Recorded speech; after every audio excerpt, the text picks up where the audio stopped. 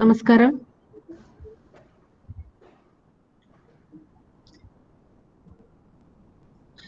KCHRലെ research അസിസ്റ്റന്റുമാരായ doctor K Beena, Shri Harishankar B എന്നിവർ ചേർന്ന് 1924 പ്രളയത്തെക്കുറിച്ച് തിരുവനന്തപുരം പുരാരേഖാ വകുപ്പിൽ നിന്നും ലഭ്യമായ രേഖകൾ പഠനവിധേയമാക്കുകയും അവലോകനം നടത്തുകയും ഉണ്ടായി.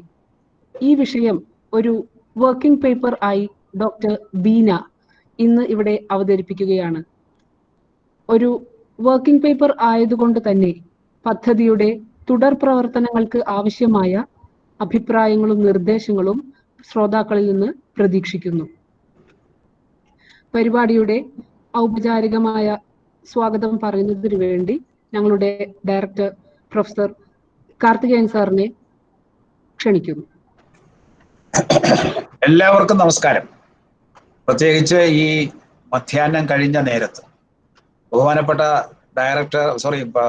ചെയർമാൻ മൈക്കിൾ തരാൻ സാറ്, അതേപോലെ പ്ലാനിംഗ് ബോർഡിൽ നിന്ന് ഡോക്ടർ രവിരാമൻ പങ്കെടുക്കുന്നുണ്ട്. മറ്റ് പ്രമുഖരായ പലരും, പാലക്കാട്ട് നിന്ന് മുരളിയുടെ പേരൊക്കെ കാണുന്ന ഇങ്ങനെ പ്രമുഖരായ പലരും, പത്മലാൽ ദാമോദരൻ സാറുണ്ട്, അങ്ങനെ പലരും ഉണ്ട്. അപ്പോ ഇത് നേരത്തെ നമ്മുടെ എക്സിക്യൂട്ടീവ് കൗൺസിൽ തീരുമാനിച്ചൊരു കാര്യമാണ്.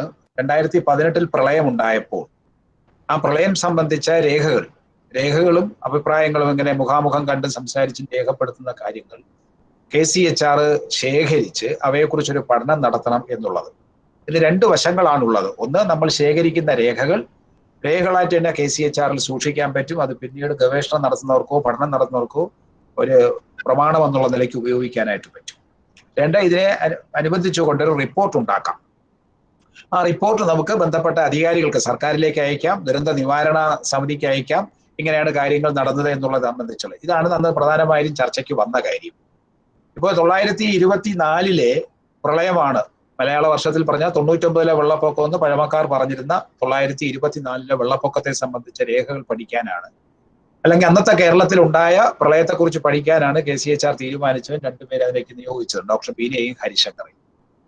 പക്ഷേ ഡോക്ടർ ബീനയ്ക്ക് തിരുവനന്തപുരത്തുള്ള പുരാരേഖാ വകുപ്പിലെ രേഖകൾ മാത്രമാണ് പരിശോധിക്കാൻ പറ്റിയത്. മറ്റ് 2 കൊച്ചിയിലെയും കോഴിക്കോട്ടെയും പുരാരേഖാ വകുപ്പിന്റെ പ്രാദേശിക കേന്ദ്രങ്ങളിൽ നിന്ന് രേഖകൾ ശേഖരിക്കാൻ കഴിഞ്ഞില്ല. കാരണം ഒരു വലിയ പ്രളയത്തിന് പിന്നാലെ ഒരു മഹാമാരി വന്നു. ഒരു പ്രളയം നമ്മളെ ചില പ്രത്യേക പ്രദേശങ്ങളിൽ അടങ്ങി ഒതുങ്ങി കഴിയാനാണ് നിർബന്ധിച്ചതെങ്കിൽ ലോകത്തെ മുഴുവൻ അടച്ചുകൂട്ടിയിരിക്കാനുള്ള ഒരു പ്രേരണയിലേക്കാണ് നമ്മളെ COVID-19 എന്ന് പറഞ്ഞ ലോകവ്യാപകമായ വ്യാധി സ്വാധീനിച്ച അല്ലെങ്കിൽ ആവശ്യപ്പെട്ടത്. അതുകൊണ്ട് കോഴിക്കോട്ടും അതുപോലെ കൊച്ചിയിലും സന്ദർശിച്ച് രേഖകൾ പരിശോധിക്കാനുള്ള അവസരം കിട്ടിയില്ല. പക്ഷേ എങ്കിലും അത് വെച്ച് താമസിപ്പിക്കേണ്ട നമ്മൾ ചെയ്തിടത്തോളം പ്രവൃത്തി ഇതിൽ താല്പര്യമുള്ള വ്യക്തികളുടെയും പണ്ഡിതന്മാരുടെയും ചരിത്ര ഗവേഷകരുടെയും മുമ്പിൽ അവതരിപ്പിക്കുകയും അവരുടെ കൂടെ നിർദ്ദേശങ്ങൾ കണക്കിലെടുത്തുകൊണ്ട് പിന്നെ അടുത്ത ഘട്ടത്തിലേക്ക് മറ്റ് 2 സ്ഥലങ്ങളിലെയും രേഖകൾ പരിശോധിക്കുക, അവയെ സംബന്ധിച്ചുള്ള റെക്കോർഡുകൾ ശേഖരിച്ചു വയ്ക്കുക, ഈ കിട്ടിയ രേഖകളെ എങ്ങനെ ഏതൊക്കെ രീതിയിൽ കൈകാര്യം ചെയ്യണമെന്നുള്ളൊരു നിർദ്ദേശവും കൂടി ഉദ്ദേശിച്ചുകൊണ്ടാണ് നമ്മളിപ്പോൾ ഇത് ഭാഗികമായിട്ടാണെങ്കിലും ഇന്ന് ഈ രേഖ ഇവിടെ അവതരിപ്പിക്കാനായിട്ട് നമ്മൾ തീരുമാനിച്ചത്. അതിന്റെ അടിസ്ഥാനത്തിലാണ് ഡോക്ടർ ബീന ഇപ്പോൾ ഇത് അവതരിപ്പിക്കുന്നത്.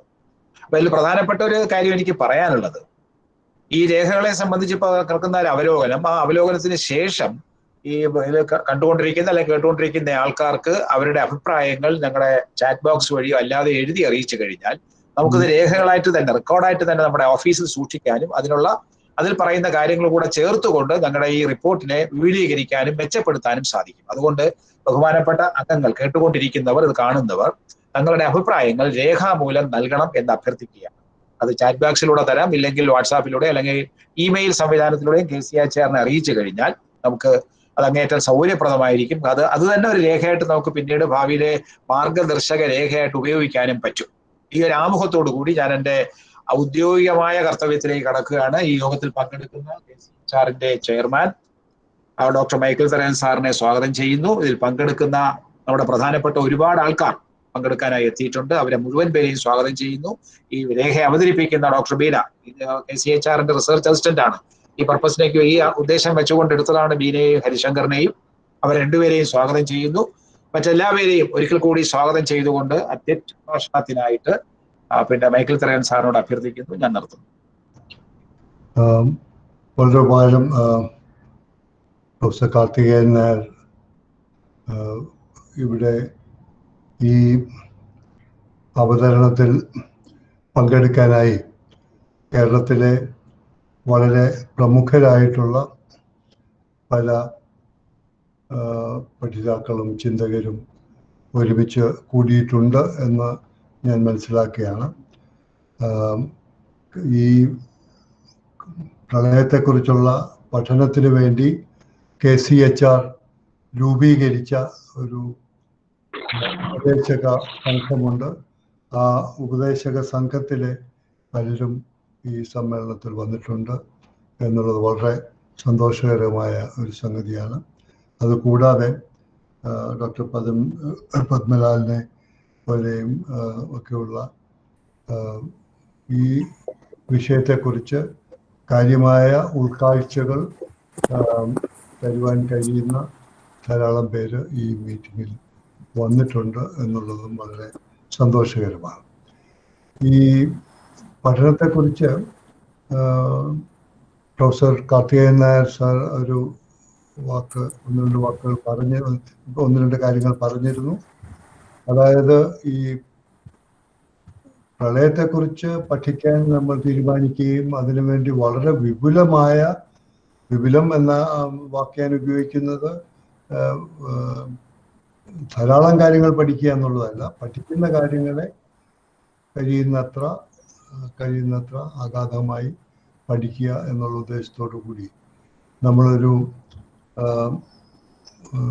രൂപരേഖ തയ്യാറാക്കിയെങ്കിലും അതനുസരിച്ച് മുന്നോട്ട് പോകാൻ KCHRന് സാധിച്ചില്ല. അതിന് പല കാരണങ്ങളുണ്ടായിരുന്നു. അതിലേറ്റവും പ്രധാനപ്പെട്ട കാരണം പിന്നെയും ഉണ്ടായ പ്രകൃതിയിൽ നിന്നും മറ്റുമുണ്ടായ പ്രത്യാഘാതങ്ങളാണ്. നമുക്കൊരു COVID-19 എന്നൊരു പുതിയ മഹാമാരിയെ അഭിമുഖീകരിക്കേണ്ടി വന്നു. ഇതോടുകൂടി വിവരങ്ങൾ ശേഖരിക്കാനായുള്ള യാത്രകളും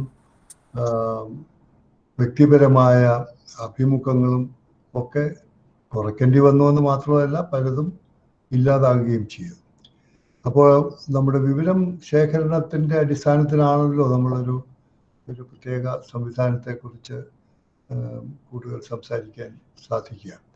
അപ്പോൾ പിന്നെ ചെയ്യാമായിരുന്ന ഏറ്റവും നല്ല ഒരു കാര്യമായി നമുക്ക് തോന്നിയത്, എന്തായാലും നമ്മൾ ഒരു പഠനത്തിൻ്റെ ഒരു ഭാഗം തന്നെ ചരിത്രപരമായ പഠനങ്ങൾക്കായി ചരിത്രപരമായുള്ള മൗലിക രേഖകളെ വിശകലനം ചെയ്തുകൊണ്ടുള്ള ഒരു പഠനം നടത്താൻ നമ്മൾ ഉദ്ദേശിച്ചിരുന്നു.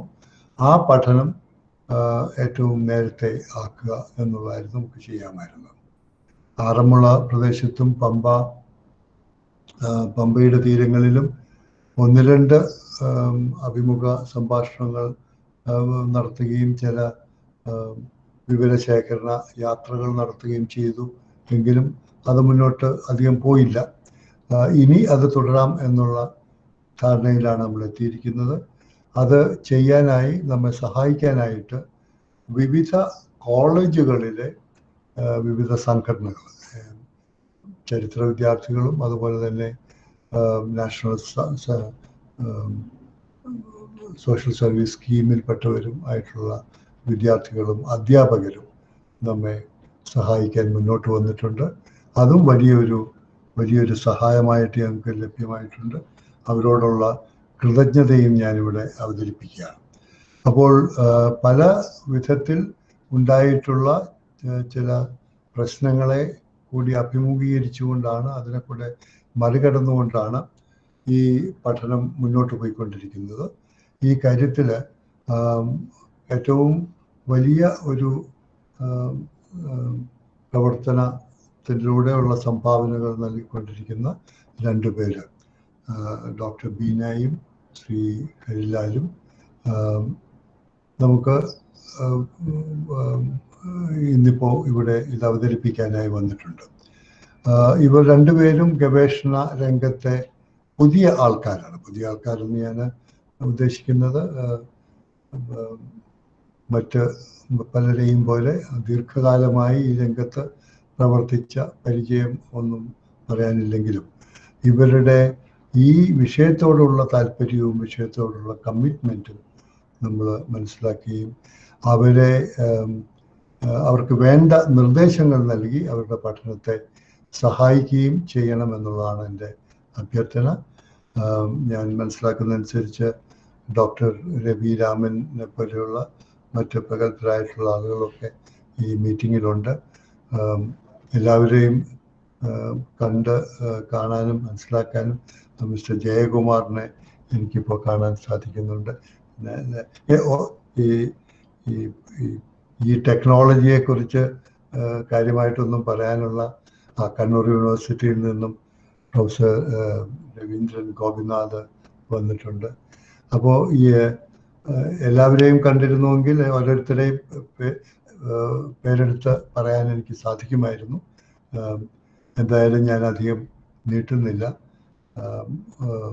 ഡോക്ടർ ബീനായോട് അവതരണം ആരംഭിക്കാൻ ആവശ്യപ്പെടുകയാണ്.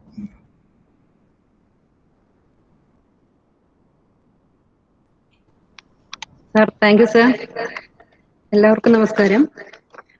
ആദ്യം പറയാനുള്ളത്, പ്രളയം എന്ന പ്രോജക്റ്റിന്റെ ഭാഗമായിട്ട് 1924 പ്രളയം പഠിക്കാനും അത് ഒരു പേപ്പറായിട്ട് പ്രസന്റ് ചെയ്യാനും മൈക്കിൾ തരൻ സാർ ആവശ്യപ്പെടുന്ന സന്ദർഭത്തിൽ ആദ്യം മനസ്സിലുണ്ടായിരുന്നത്, നമ്മൾ പ്ലാൻ ചെയ്തിട്ടുണ്ടായിരുന്നത് 3 ആർക്കൈവ്സിലെ രേഖകളും കൂടെ ഒരുമിച്ചൊരു പഠനം നടത്തുകയും അതിന്റെ ഒരു അവലോകനമായിട്ട് അവതരിപ്പിക്കാനുമായിരുന്നു ആദ്യം തീരുമാനിച്ചിരുന്നത്. കാർത്തികേയൻ സാർ ആദ്യം പറഞ്ഞത് തന്നെയാണ് ഞാൻ പറയുന്നത്. അപ്പോൾ അത് നടത്താൻ കഴിയാത്തത് കൊണ്ട് തന്നെ തിരുവനന്തപുരം ആർക്കൈവ്സിലെ രേഖകൾ മാത്രമാണ് ഇവിടെ പഠന വിധേയമാക്കി അവതരിപ്പിക്കുന്നത്.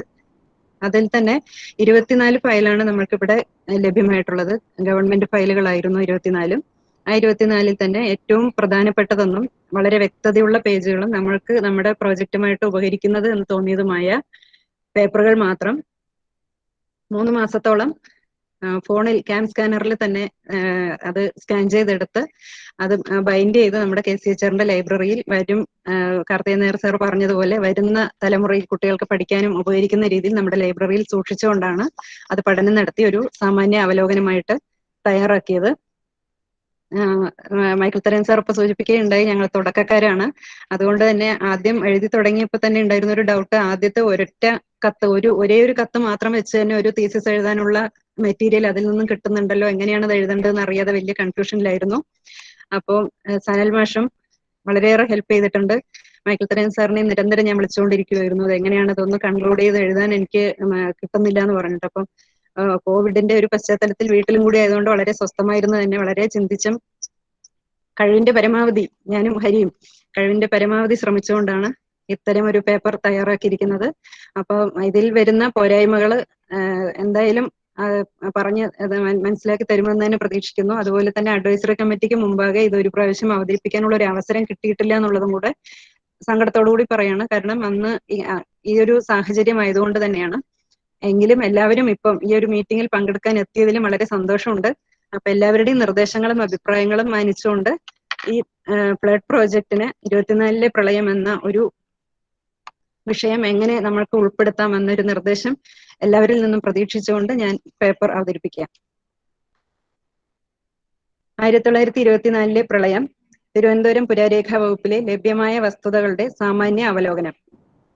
പ്രളയം ചരിത്രരേഖകളും ഓർമ്മകളും എന്ന കേരള ഗവേഷണ കൗൺസിൽ ആരംഭിച്ച ഗവേഷണ പദ്ധതികളിൽ ഒന്നാണിത്. 2018-ലെ വെള്ളപ്പൊക്കം ബാധിച്ച ആളുകളുടെ ഓർമ്മകൾ രേഖപ്പെടുത്തുക എന്നതാണ് പ്രധാന ലക്ഷ്യം. പാരിസ്ഥിതിക മാറ്റങ്ങൾ, ആളുകളുടെ പ്രതികരണങ്ങൾ, സർക്കാർ ഇടപെടലുകൾ എന്നിവയെല്ലാം പഠനത്തിനായി പരിഗണിക്കുന്നു. ഇത്തരത്തിലുള്ള അപ്രതീക്ഷിത പ്രക്ഷോഭങ്ങൾ കൈകാര്യം ചെയ്യുന്നതിന് ഭാവി തലമുറയെ സഹായിക്കുന്നതായിരിക്കും ഈ ഗവേഷണ പദ്ധതി. സമാനമായ മുൻകാല സംഭവങ്ങൾ മനസ്സിലാക്കുന്നതും ഈ സന്ദർഭത്തിൽ ഉചിതമാണ്. ഇതിന്റെ അടിസ്ഥാനത്തിൽ തിരുവനന്തപുരം പുരാരേഖാ വകുപ്പിൽ നിന്നും ഫയലുകൾ കണ്ടെത്തുകയും 99-ലെ വെള്ളപ്പൊക്കം എന്നറിയപ്പെടുന്ന 1924-ലെ പ്രളയം പഠനവിധേയമാക്കുന്നതിനും KCHR അക്കാദമിക് കമ്മിറ്റി തീരുമാനിച്ചു. മനുഷ്യ ജീവിത രീതിയെ നിയന്ത്രിക്കുന്നതിൽ കാലത്തിന് വലിയ പ്രാധാന്യമുണ്ട്. കാലവും കാലാവസ്ഥയും അനുസരിച്ചാണ് നമ്മൾ നമ്മുടെ ജീവിത രീതിക്ക് സമയക്രമം രൂപപ്പെടുത്തുന്നത്. കേരളീയ അന്തരീക്ഷത്തിൽ കർക്കടക മാസം എന്നും ഒരു പ്രത്യേക പരാമർശങ്ങൾക്ക് വിധേയമാകാറുണ്ട്. പഞ്ഞമാസം, കള്ളക്കർക്കടകം, വറുതിയുടെ കാലം എന്നെല്ലാം നാം അതിനെ വിശേഷിപ്പിക്കുന്നു. ഏറെ ഭീതി ജനിപ്പിക്കുന്നതും വേദനിപ്പിക്കുന്നതുമായ ധാരാളം അനുഭവങ്ങൾ കർക്കടകത്തിൽ കാലാകാലങ്ങളായി പറഞ്ഞു കേൾക്കുന്നു. അതുപോലൊരു കർക്കടകത്തിലാണ് 99-ലെ വെള്ളപ്പൊക്കവും സംഭവിക്കുന്നത്. 1924 മുമ്പ് 1824-ലും 1881-ലും കേരള പ്രദേശത്ത് പ്രളയം സംഭവിച്ചിരുന്നു എന്ന് വ്യക്തമാക്കുന്ന ഫയലുകൾ ഉൾപ്പെടെ പഠിച്ചതിന്റെ അടിസ്ഥാനത്തിലാണ് 1924-ലെ പുരാരേഖകളുടെ മാത്രം വിശകലനം ഇവിടെ നടത്തുന്നത്. പ്രളയബാധിത മേഖലകളിലെ സ്ഥലം തഹസിൽദാർമാർ, വിവിധ മതസംഘടനകൾ, ക്രിസ്തീയ സഭകൾ, മറ്റ് സർക്കാർ ഇടപെടലുകളുടെ കത്തിടപാടുകൾ, റിപ്പോർട്ടുകൾ, പ്രസ് നോട്ടുകൾ എന്നിവയാണ് പ്രാഥമികമായ നിരീക്ഷണത്തിൽ ഉൾപ്പെടുത്തിയത്. 12 general department and general section ഫയലുകൾ, ലോക്കൽ ആൻഡ് ലെജിസ്ലേറ്റീവ് ഡിപ്പാർട്ട്മെന്റിന്റെ 3 ഫയലുകൾ, ഫ്ലഡ് റിലീഫിന്റെ 2 ഫയലുകൾ, PWD 2, development department, forest department, miscellaneous department എന്നിവയുടെ ഓരോ ഫയലുകൾ വീതവും കൊച്ചിൻ സെൻട്രൽ ഫ്ലഡ് റിലീഫ് കമ്മിറ്റിയുടെ ഒരു ബുക്ക്, അത് ആർക്കൈവ്സിൽ കാറ്റലോഗ് ചെയ്തിരിക്കുന്നതിൽ ലൈബ്രറി ബുക്ക് എന്നാണ് കൊടുത്തിരിക്കുന്നത്. ആ ബുക്കും അടക്കം 24 ഫയലുകളാണ് പഠനവിധേയമാക്കിയത്. ഓരോ ഫയലിലും അടങ്ങിയിരിക്കുന്ന പ്രധാന വസ്തുതകൾ മാത്രം ഉൾക്കൊള്ളിച്ച ഉള്ളടക്കം 35 പുറത്തിൽ ശേഖരിച്ചിരിക്കുന്നു. ഇവിടെ 1020 പേജ് പ്രിന്റ് എടുത്ത് വെച്ച അതിന്റെ ഡീറ്റെയിൽസ് ആണ്. ആദ്യത്തെ 35 പേജ് കണ്ടന്റ് മാത്രം ഉൾപ്പെടുന്നതാണ്. ഇവിടെ എല്ലാ ഫയലുകളുടെയും സാമാന്യമായ ഒരു അവതരണമാണ് ഉദ്ദേശിക്കുന്നത്. പഠന സൗകര്യാർത്ഥം 4 പ്രധാന ഘടകങ്ങളും അവയുടെ ഉപഘടകങ്ങളുമെന്ന് ഒരു വിഭജനം നടത്തിയിട്ടുണ്ട്. അതായത് 1 ജീവിത രീതി, 2 സാമൂഹ്യ സാമ്പത്തിക രീതി, 3 ഭാഷാ രീതി, 4 രക്ഷാപ്രവർത്തനം, സർക്കാർ ഇടപെടലുകൾ. അതിൽ തന്നെ ജീവിത രീതിയെ ഭക്ഷണം, വസ്ത്രം, പാർപ്പിടം എന്നും, സാമൂഹ്യ സാമ്പത്തിക രീതിയെ കാർഷികം, ഗതാഗതം, ജാതി, മതം എന്നും, ഭാഷാ രീതിയെ ഘടന, പ്രയോഗം എന്നും ഉപവിഭാഗങ്ങളും തിരിച്ചിട്ടുണ്ട്.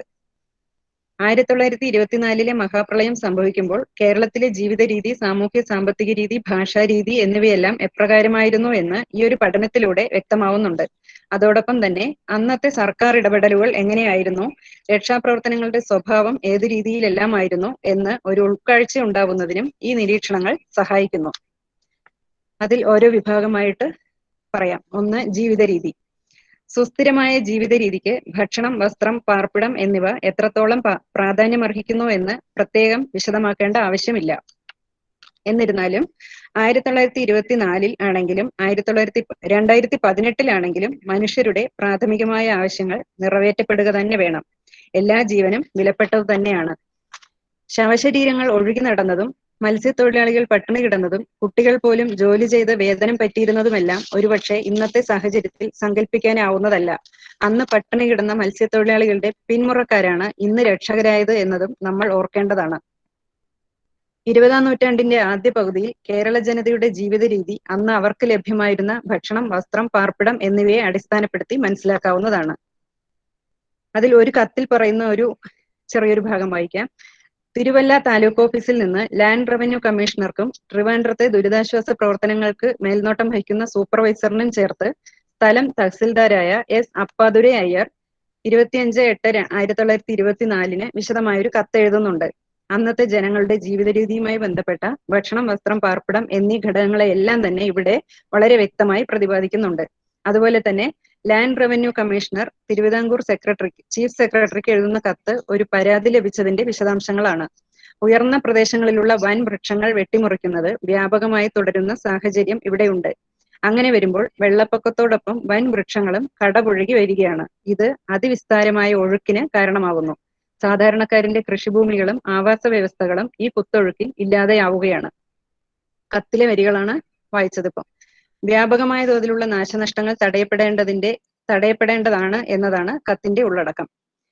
1924 മുമ്പ് 1881 ജൂലൈ, 1824 എന്നീ വർഷങ്ങളിൽ പ്രളയം ഉണ്ടായതായി ഒരു ഗവൺമെന്റ് ഫയലിൽ വ്യക്തമാക്കുന്നു. ഫയൽ നമ്പറും ഫയലിന്റെ പേരും എല്ലാം ബ്രാക്കറ്റിൽ കൊടുത്തു പോയിട്ടുണ്ട് പേപ്പറിൽ. 1924 മുമ്പ് പ്രളയം ഉണ്ടായിട്ടുണ്ടെങ്കിലും ഇതുപോലൊരു ഭയാനകമായ ഒന്നും ഉണ്ടായിട്ടില്ല എന്ന് മുതിർന്നവർ പറയുന്നതായി K. അയ്യപ്പൻ പിള്ള ഒരു കത്തിൽ എഴുതിയിരിക്കുന്നു. പ്രളയത്തിൽ പല നഷ്ടങ്ങൾ സംഭവിച്ചെങ്കിലും ആളുകൾ ഈ ഒരു ജീവിത രീതിയിലേക്ക് പൊരുത്തപ്പെടുവാൻ തുടങ്ങി. ഉദാഹരണത്തിന് ചില ക്യാമ്പുകളിൽ എത്തുന്ന ആളുകൾ തന്നെയാണ് ആ താലൂക്കിലെ അല്ലെങ്കിൽ ആ പകുതിയിലെ പകുതി എന്നാണ് ഫയലിൽ കൊടുത്തിരിക്കുന്ന വാക്ക്. അല്ലെങ്കിൽ ആ പകുതിയിലെ പണികളെല്ലാം ചെയ്യുന്നത്. ചിലർ പണി ചെയ്യുവാൻ തയ്യാറല്ലാതെയും ഇരുന്നു. പണി ചെയ്യുന്നത് പുരുഷനോ സ്ത്രീയോ കുട്ടിയോ ആയിക്കോട്ടെ, അവർക്ക് പണി ചെയ്യുന്നതിനനുസരിച്ച് തക്കതായ വേതനം പൈസയായി നൽകിയിരുന്നു. പുരുഷന് 7 ചക്രം, സ്ത്രീക്ക് 5 ചക്രം, കുട്ടിക്ക് 1 ചക്രം. ചിലയിടങ്ങളിൽ മോഷണം നടന്നതായും പറയുന്നുണ്ട്. കൊല്ലത്തുള്ള മത്സ്യത്തൊഴിലാളികൾ പട്ടിണിയിലാണെന്നും അവർക്ക് അരി നൽകണമെന്ന ആവശ്യവും പ്രസ് നോട്ടിൽ പറയുന്നുണ്ട്. കൊല്ലം ദിവാൻ പേഷ്കാർ തിരുവനന്തപുരം ചീഫ് സെക്രട്ടറിക്ക് നിലവിലെ സാഹചര്യങ്ങൾ വ്യക്തമാക്കിക്കൊണ്ട് ജൂലൈ 19 കത്തെഴുതുന്നു. പമ്പ നദിയിലെ വെള്ളപ്പൊക്കത്തിൽ ബാധിക്കപ്പെട്ട 5 പ്രധാന പകുതികളെ കുറിച്ചുള്ള വിശദാംശങ്ങൾ ഈ കത്തിൽ പറയുന്നുണ്ട്. അത് വായിച്ചപ്പോൾ നമുക്ക് തോന്നിയത് ഈ സ്ഥലങ്ങൾ തന്നെ 2018 കാണാൻ കഴിഞ്ഞു എന്നുള്ളത് വലിയൊരു ആശ്ചര്യം തോന്നിയ ഒരു കാര്യമായിരുന്നു. 2018 ഒരു അഭിമുഖത്തിനായി പൈലറ്റ് സർവേക്കായിട്ട് ആറന്മുളയിൽ പോയപ്പോൾ കേട്ട 5 സ്ഥലങ്ങളും അന്നും 24 പ്രളയത്തിലും ഫയലിൽ കണ്ടതായിരുന്നു. 1 തോട്ടപ്പുഴശ്ശേരി, 2 മല്ലപ്പുഴശ്ശേരി, 3 ആറന്മുള, 4 പാണ്ടനാട്, 5 തിരുവൻവണ്ടൂർ. അമ്പലങ്ങൾ, ചർച്ചുകൾ, സ്കൂളുകൾ എന്നിവിടങ്ങളിൽ ജനങ്ങൾ കയറിക്കൂടി. എല്ലാം നഷ്ടപ്പെട്ട ജനങ്ങൾ കഞ്ഞി ഉണ്ടാക്കി വിശപ്പടക്കി. പുറം ലോകവുമായുള്ള ഒരു ബന്ധവും ഇവർക്കില്ലാതായി. ഇവർക്ക് അവശ്യ ഭക്ഷണ സാധനങ്ങൾ എത്തിക്കുന്നതിനായി ഗവൺമെന്റ് 2000 രൂപ അനുവദിക്കണം എന്നാവശ്യപ്പെട്ടുകൊണ്ടാണ് ആ കത്തിൽ പറയുന്നത്. റോഡുകളെല്ലാം തകർന്നുപോയി. ദ്രുതഗതിയിൽ PWD ഇടപെട്ട് ഈ ദയനീയാവസ്ഥ പരിഹരിക്കണം, അല്ലാത്തപക്ഷം ജനങ്ങൾ തീരാ ദുരിതത്തിലാവും. ചെങ്ങന്നൂർ ക്യാമ്പിൽ പോയി നിരീക്ഷണം നടത്തിയതിന്റെ അടിസ്ഥാനത്തിലാണ് ഈ വിവരശേഖരണം നടത്തിയത്. ഓരോ പോയിന്റ് ആയിട്ടാണ് ഇതിൽ പറയുന്ന കത്തുകളിലെ. മറ്റ് ക്യാമ്പുകളുടെ അവസ്ഥയും ഇതൊക്കെ തന്നെ ആവാം. കർക്കിടകം 1, 2, 3 തീയതികളിലാണ് വെള്ളപ്പൊക്കം ഉണ്ടായിരിക്കുന്നത് എന്ന് ജനറൽ സെക്ഷനിൽ പ്രത്യേകമായി എടുത്തു പറഞ്ഞിരിക്കുന്നു. ഇതിൽ ജീവിത രീതിയുടെ തന്നെ ഭക്ഷണം, വസ്ത്രം, പാർപ്പിടം എന്നിവയെ വേർതിരിച്ചത് ഒരുമിച്ചാണ് താഴെ പറഞ്ഞു പോകുന്നത്. Cochin central flood relief committee എറണാകുളത്ത് നിന്ന് പ്രസിദ്ധപ്പെടുത്തിയ ലൈബ്രറി പുസ്തകത്തിൽ അന്നത്തെ മനുഷ്യരുടെ ജീവിത രീതിയുടെ വിവിധ ഘടകങ്ങൾ മനസ്സിലാക്കാൻ ഉതകുന്ന ധാരാളം വസ്തുതകൾ ഉണ്ട്. മുഖവുരിയായി പുസ്തകത്തിൽ കർക്കിടക മാസത്തിന്റെ കാലാവസ്ഥാ വിവരണമാണ് ഉള്ളത്. മലയാള മാസത്തിൽ കർക്കിടകത്തിനെ കള്ളക്കർക്കിടകം എന്ന് തന്നെ പറയുന്നു. മഴയും നാശനഷ്ടങ്ങളും പതിവാണ്. ഇത് മലബാർ തീരപ്രദേശത്തെ മുഴുവൻ നശിപ്പിച്ചു. കർക്കിടകം 1-ാം തീയതി തന്നെ വെള്ളം ഉയർന്നു തുടങ്ങി. സാധാരണഗതിയിൽ നിന്നും 55 അടി ഉയരം വരെ എത്തി. ഇതുവരെ വെള്ളം കയറാത്ത സ്ഥലങ്ങളിലും 5 മുതൽ 10 അടി വരെ ഉയർന്നു. കർക്കിടകം 20-ാം തീയതി മുതലാണ് വെള്ളം താഴ്ന്നു തുടങ്ങിയത്. നാട് മുഴുവൻ വെള്ളം കൊണ്ടുപോയി പുതച്ച രീതിയിലായി. ഗതാഗതം, വാർത്താവിനിമയ മാർഗങ്ങൾ എല്ലാം ഒലിച്ചുപോയി. മലയോര പ്രദേശങ്ങളിൽ മണ്ണിടിച്ചിൽ ഉണ്ടായി. പാവപ്പെട്ടവരും പണക്കാരുമെല്ലാം കിട്ടിയ സ്ഥലത്തെല്ലാം കയറിക്കൂടി. ദയനീയ കാഴ്ചയായിരുന്നു. സർക്കാരിനെ സംബന്ധിച്ച് വളരെ ശ്രദ്ധ വേണ്ട ഒരു സമയമായിരുന്നു. അവശ്യ സാധനങ്ങൾ എത്തിക്കാൻ പ്രയത്നിച്ചു. മുനിസിപ്പാലിറ്റികളും സാമൂഹ്യ സംഘടനകളും എല്ലാം തന്നെ സർക്കാരുമായി സഹകരിച്ച് ദുരന്ത നിവാരണ പ്രവർത്തനങ്ങളിൽ പങ്കാളികളായി. പക്ഷേ തുടക്കത്തിലുണ്ടായിരുന്ന ഇത്തരം സജ്ജീകരണങ്ങളെല്ലാം താൽക്കാലികമായിരുന്നു. അതിനുശേഷമാണ് കൂടുതൽ ശ്രദ്ധ കൊടുക്കേണ്ടിയിരുന്നതെന്ന ആവശ്യത്തെ മുന്നിൽ കണ്ട് ഇത് ആഴത്തിലുള്ള ഒരു ദുരന്തമാണെന്ന തിരിച്ചറിവിന് ശേഷം ചിങ്ങം 1-ന് കൊച്ചിൻ ദിവാനായ റാവു ബഹദൂർ P. നാരായണമേനോന്റെ നേതൃത്വത്തിൽ ഔദ്യോഗിക അനൌദ്യോഗിക മേഖലയിലുള്ളവരെ ഉൾപ്പെടുത്തി ഒരു സെൻട്രൽ ഫ്ലഡ് റിലീഫ് കമ്മിറ്റി രൂപീകരിച്ചു. അടുത്ത ദിവസം തന്നെ വീണ്ടും കൂടുകയും പ്രളയബാധിത മേഖലകൾ കണ്ടെത്തുകയും തഹസിൽദാർമാരുടെ നേതൃത്വത്തിൽ സബ് കമ്മിറ്റികൾ രൂപീകരിക്കുകയും ചെയ്തു. ഇതിനാവശ്യമായ പണം സർക്കാരിൽ നിന്നും ഇതര മേഖലകളിൽ നിന്നും കണ്ടെത്തണമെന്നും തീരുമാനിച്ചു. ഈ കമ്മിറ്റി രൂപീകരണത്തിന് മുമ്പ് തന്നെ മട്ടാഞ്ചേരി, എറണാകുളം, തൃശൂർ എന്നിവിടങ്ങളിൽ ഫ്ലഡ് റിലീഫ് കമ്മിറ്റികൾ കൂടിയിരുന്നു. ഗവൺമെന്റും മുനിസിപ്പാലിറ്റിയും കൊടുത്ത 500 രൂപയ്ക്ക് പുറമെ പൊതുജനങ്ങൾക്കിടയിൽ നിന്നും 348 ചാക്ക് അരിയും ശേഖരിച്ചു.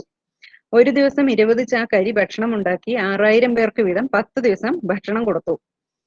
എറണാകുളത്ത് നടന്നത് എന്താണെന്നാൽ കമ്മിറ്റി ശേഖരിച്ച ഭക്ഷണവും വസ്ത്രങ്ങളും 15 ദിവസം 4000 ക്യാമ്പംഗങ്ങൾക്ക് വിതരണം ചെയ്തു.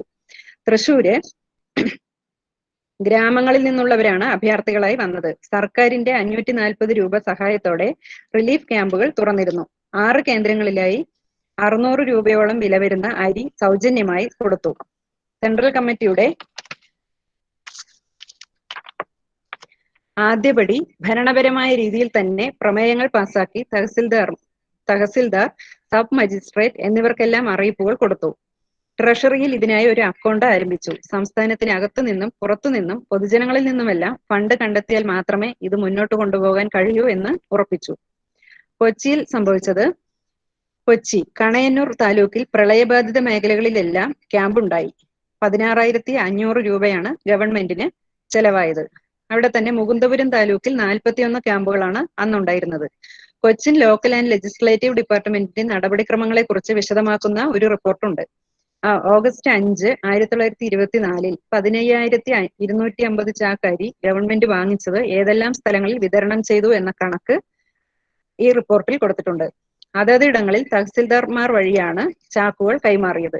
മട്ടാഞ്ചേരിയിൽ ഒരു സെൻട്രൽ ഡിപ്പോ തുറക്കാൻ തഹസിൽദാറിന് ദിവാൻ നിർദ്ദേശം കൊടുത്തു. അതിന്റെ അടിസ്ഥാനത്തിൽ അവിടെ നിന്നും വിതരണം നടത്താൻ തീരുമാനിച്ചു. ഡിപ്പോകളിൽ വിതരണത്തിന് പഞ്ചായത്ത് അംഗങ്ങൾ, സ്കൂൾ അധികൃതർ, മുതലാളിമാർ, പോലീസ് ഉദ്യോഗസ്ഥർ, മറ്റ് സർക്കാർ ജീവനക്കാർ എന്നിങ്ങനെയുള്ളവരെയെല്ലാം ദിവാൻ പേഷ്കാർ ചുമതലപ്പെടുത്തി. അരി വിൽപ്പന ചില്ലറ വിൽപ്പനയായിരിക്കണം. ഒരു വ്യക്തിഗത വിൽപ്പനയിൽ 3 ഇടങ്ങഴി കവിയരുത്. ഒരിടങ്ങഴി 4 നാഴി ചേർന്നതാണ് ഒരിടങ്ങഴി. ഗാർഹിക ഉപയോഗത്തിന് മാത്രമാണ് ഈ അരി വിതരണം നടത്തിയത്. അരി ഡിപ്പോകൾ തുറന്നു. 900 ചാക്കോളം അരി വാങ്ങിയ വിലയ്ക്ക് തന്നെ വിൽക്കുകയും ചെയ്തു. ഇതിനുവേണ്ടി മദ്രാസ് ഫ്ലഡ് റിലീഫ് കമ്മിറ്റിയെയും ബോംബെ സർവൻസ് ഓഫ് കമ്മിറ്റിയെയും സെൻട്രൽ ഫ്ലഡ് റിലീഫ് കമ്മിറ്റിയെയും സമീപിച്ചു. പൊതുജനങ്ങളെ അറിയിക്കാനായി മദ്രാസ് ഡെയിലി പോലുള്ള മാധ്യമങ്ങളെയും സമീപിച്ചു. എഡിറ്റർമാരെല്ലാം തന്നെ പ്രത്യേക ചാർജുകൾ ഈടാക്കാതെ ഇത്തരം പരസ്യങ്ങൾ മാധ്യമങ്ങളിൽ അന്ന് കൊടുത്തിരുന്നു. ചിങ്ങം 18-നാണ് അടുത്ത മീറ്റിംഗ് നടന്നത്. അടിയന്തര സാഹചര്യങ്ങളിൽ അല്ലാതെയും കമ്മിറ്റികൾ കൂടുകയുണ്ടായി. അടുത്ത പോയിന്റാണ് സാമൂഹിക സാമ്പത്തിക രീതി.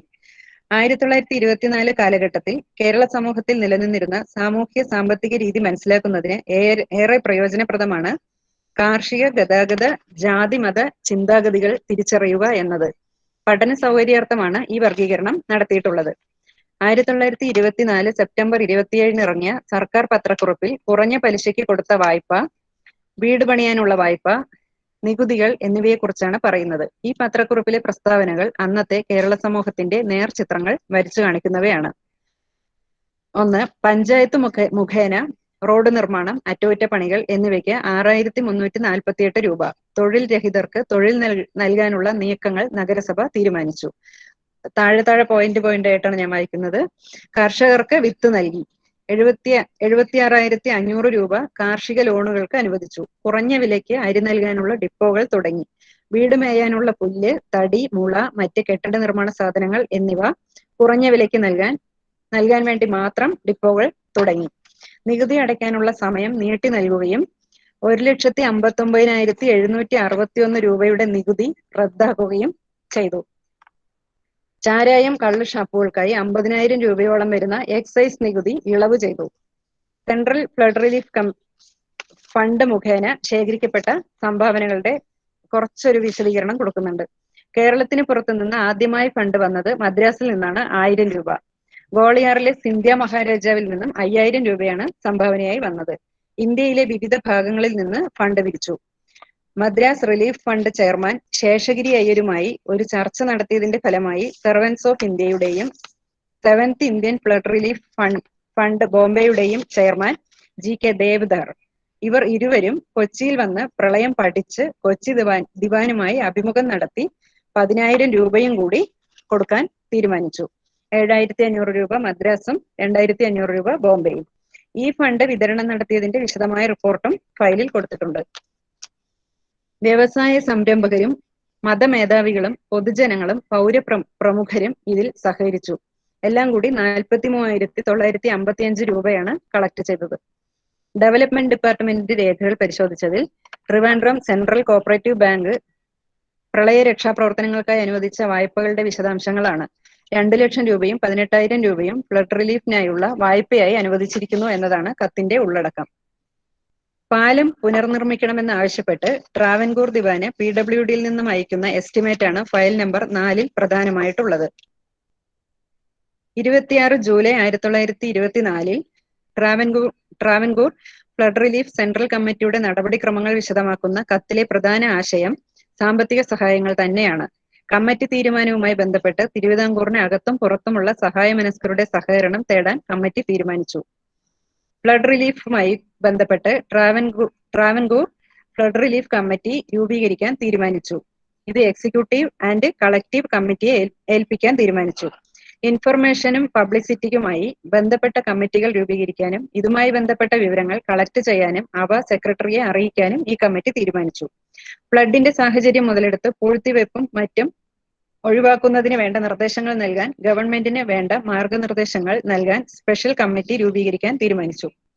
ചീഫ് സെക്രട്ടറിയോട് ഗവൺമെന്റ് അതാത് ദിവസത്തെ കളക്ഷൻ റിപ്പോർട്ട് കൈമാറാൻ ആവശ്യപ്പെട്ടു. ആലുവ, വൈക്കം, കല്ലട, പേരൂർ, മാവേലിക്കര, ചങ്ങനാശ്ശേരി, തിരുവല്ല, ചെങ്ങന്നൂർ, ചേർത്തല തുടങ്ങിയ സ്ഥലങ്ങളിലെ മുനിസിപ്പൽ കൗൺസിൽ പ്രസിഡന്റിനെയോ തഹസിൽദാരെയോ ബന്ധപ്പെട്ട് അവർക്ക് ആവശ്യമുള്ള സർക്കാർ സഹായങ്ങൾക്ക് ഉപരിയായി അവർക്ക് നിലവിൽ വേണ്ട സഹായം എന്താണെന്ന് മനസ്സിലാക്കി അതിനു വേണ്ടത് എന്തെന്ന് ചെയ്യാൻ തീരുമാനിച്ചു. നിലവിലുള്ള സേവന പ്രവർത്തകരെ തിരുവനന്തപുരത്തെ വീടാന്തരമുള്ള കളക്ഷന് ഉപയോഗപ്പെടുത്താനും തീരുമാനമായി.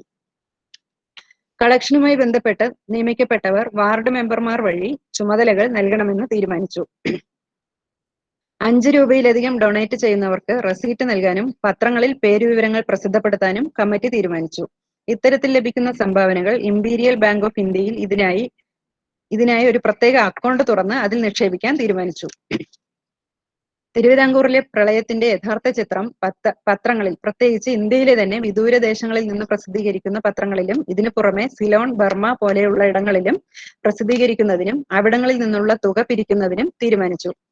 പുനർനിർമ്മാണ പ്രവർത്തനങ്ങളുമായി ബന്ധപ്പെട്ട് ഗവൺമെന്റിനോട് നിർമ്മാണ സാമഗ്രികൾ കുറഞ്ഞ വിലയിലോ വാങ്ങിയ വിലയിലോ കുറച്ചു നാളത്തേക്ക് ലഭ്യമാക്കാൻ സർക്കാരിനോട് ആവശ്യപ്പെട്ടു.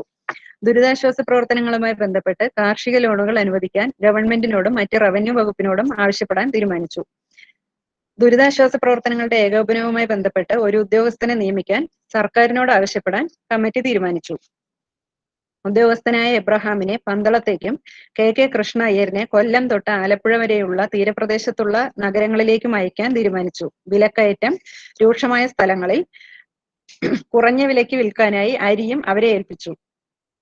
50 രൂപ എബ്രഹാമിനും 100 രൂപ കൃഷ്ണയ്യരിനെയും ഏൽപ്പിക്കുകയാണ് ഉണ്ടായത്. തിരുവല്ലയിൽ 300 രൂപ ബന്ധപ്പെട്ട കമ്മീഷണർക്ക് അയച്ചു കൊടുത്തു. LA ഡിക്സണെയും 300 രൂപ ഏൽപ്പിച്ചു. തിരുവല്ല, ചെങ്ങന്നൂർ എന്നിവിടങ്ങളിലെ നഗരാതിർത്തിക്ക് അപ്പുറമുള്ള പാവപ്പെട്ടവരെ ഏൽപ്പിക്കാനും ഇത് ഉപയോഗപ്പെടുത്തി. വസ്ത്രങ്ങളും ഏൽപ്പിച്ചു. ഹരിപ്പാട്, ആലപ്പുഴ, ഈസ്റ്റ് കല്ലട തുടങ്ങി ഇത്തരത്തിൽ ധാരാളം സ്ഥലങ്ങളിലേക്ക് സാമ്പത്തികമായും വസ്ത്രങ്ങളായും സഹായങ്ങൾ എത്തിക്കാൻ കമ്മിറ്റിക്ക് കഴിഞ്ഞു. തുടർ പ്രവർത്തനങ്ങൾക്കുള്ള തുക മാറ്റിവെക്കുന്നതിനും ഇന്ത്യയുടെ മറ്റിടങ്ങളിൽ താമസിക്കുന്നവരിൽ നിന്നും ദുരിതാശ്വാസ നിധിയിലേക്ക് തുക ശേഖരിക്കാനും ആളുകളെ ഏർപ്പാടാക്കി. രജിസ്റ്റർ ഓഫ് കോഓപ്പറേറ്റീവ് സൊസൈറ്റി ഏർപ്പാടാക്കിയ രജിസ്ട്രാർ വൈദ്യരത്നം പിള്ളയെ 250 രൂപ ഏൽപ്പിച്ചു. അത് Munambam Arayajana cooperative society, Mulakuzha Hindu Pulaya society, ചുമ്മന്താനത്ത് കോഓപ്പറേറ്റീവ് സൊസൈറ്റി എന്നിവ യഥാക്രമം 100, 100, 50 എന്നിങ്ങനെ വീതിച്ച് നൽകി. ഒരു ബിഷപ്പിൽ നിന്ന് ലഭിച്ച ടെലഗ്രാമിന്റെ അടിസ്ഥാനത്തിൽ, ബിഷപ്പ് എന്ന് മാത്രമേ ഇതിൽ കത്തിൽ കൊടുത്തിട്ടുള്ളൂ, എവിടത്തെ ആണെന്ന് കൃത്യമായിട്ട് പറഞ്ഞിട്ടില്ല, അതുകൊണ്ട് തന്നെയാണ് ഇതിൽ അങ്ങനെ എഴുതിയിരിക്കുന്നത്. ഒരു ബിഷപ്പിൽ നിന്നും ലഭിച്ച ടെലഗ്രാമിന്റെ അടിസ്ഥാനത്തിൽ 300 രൂപ അയച്ചു കൊടുത്തു.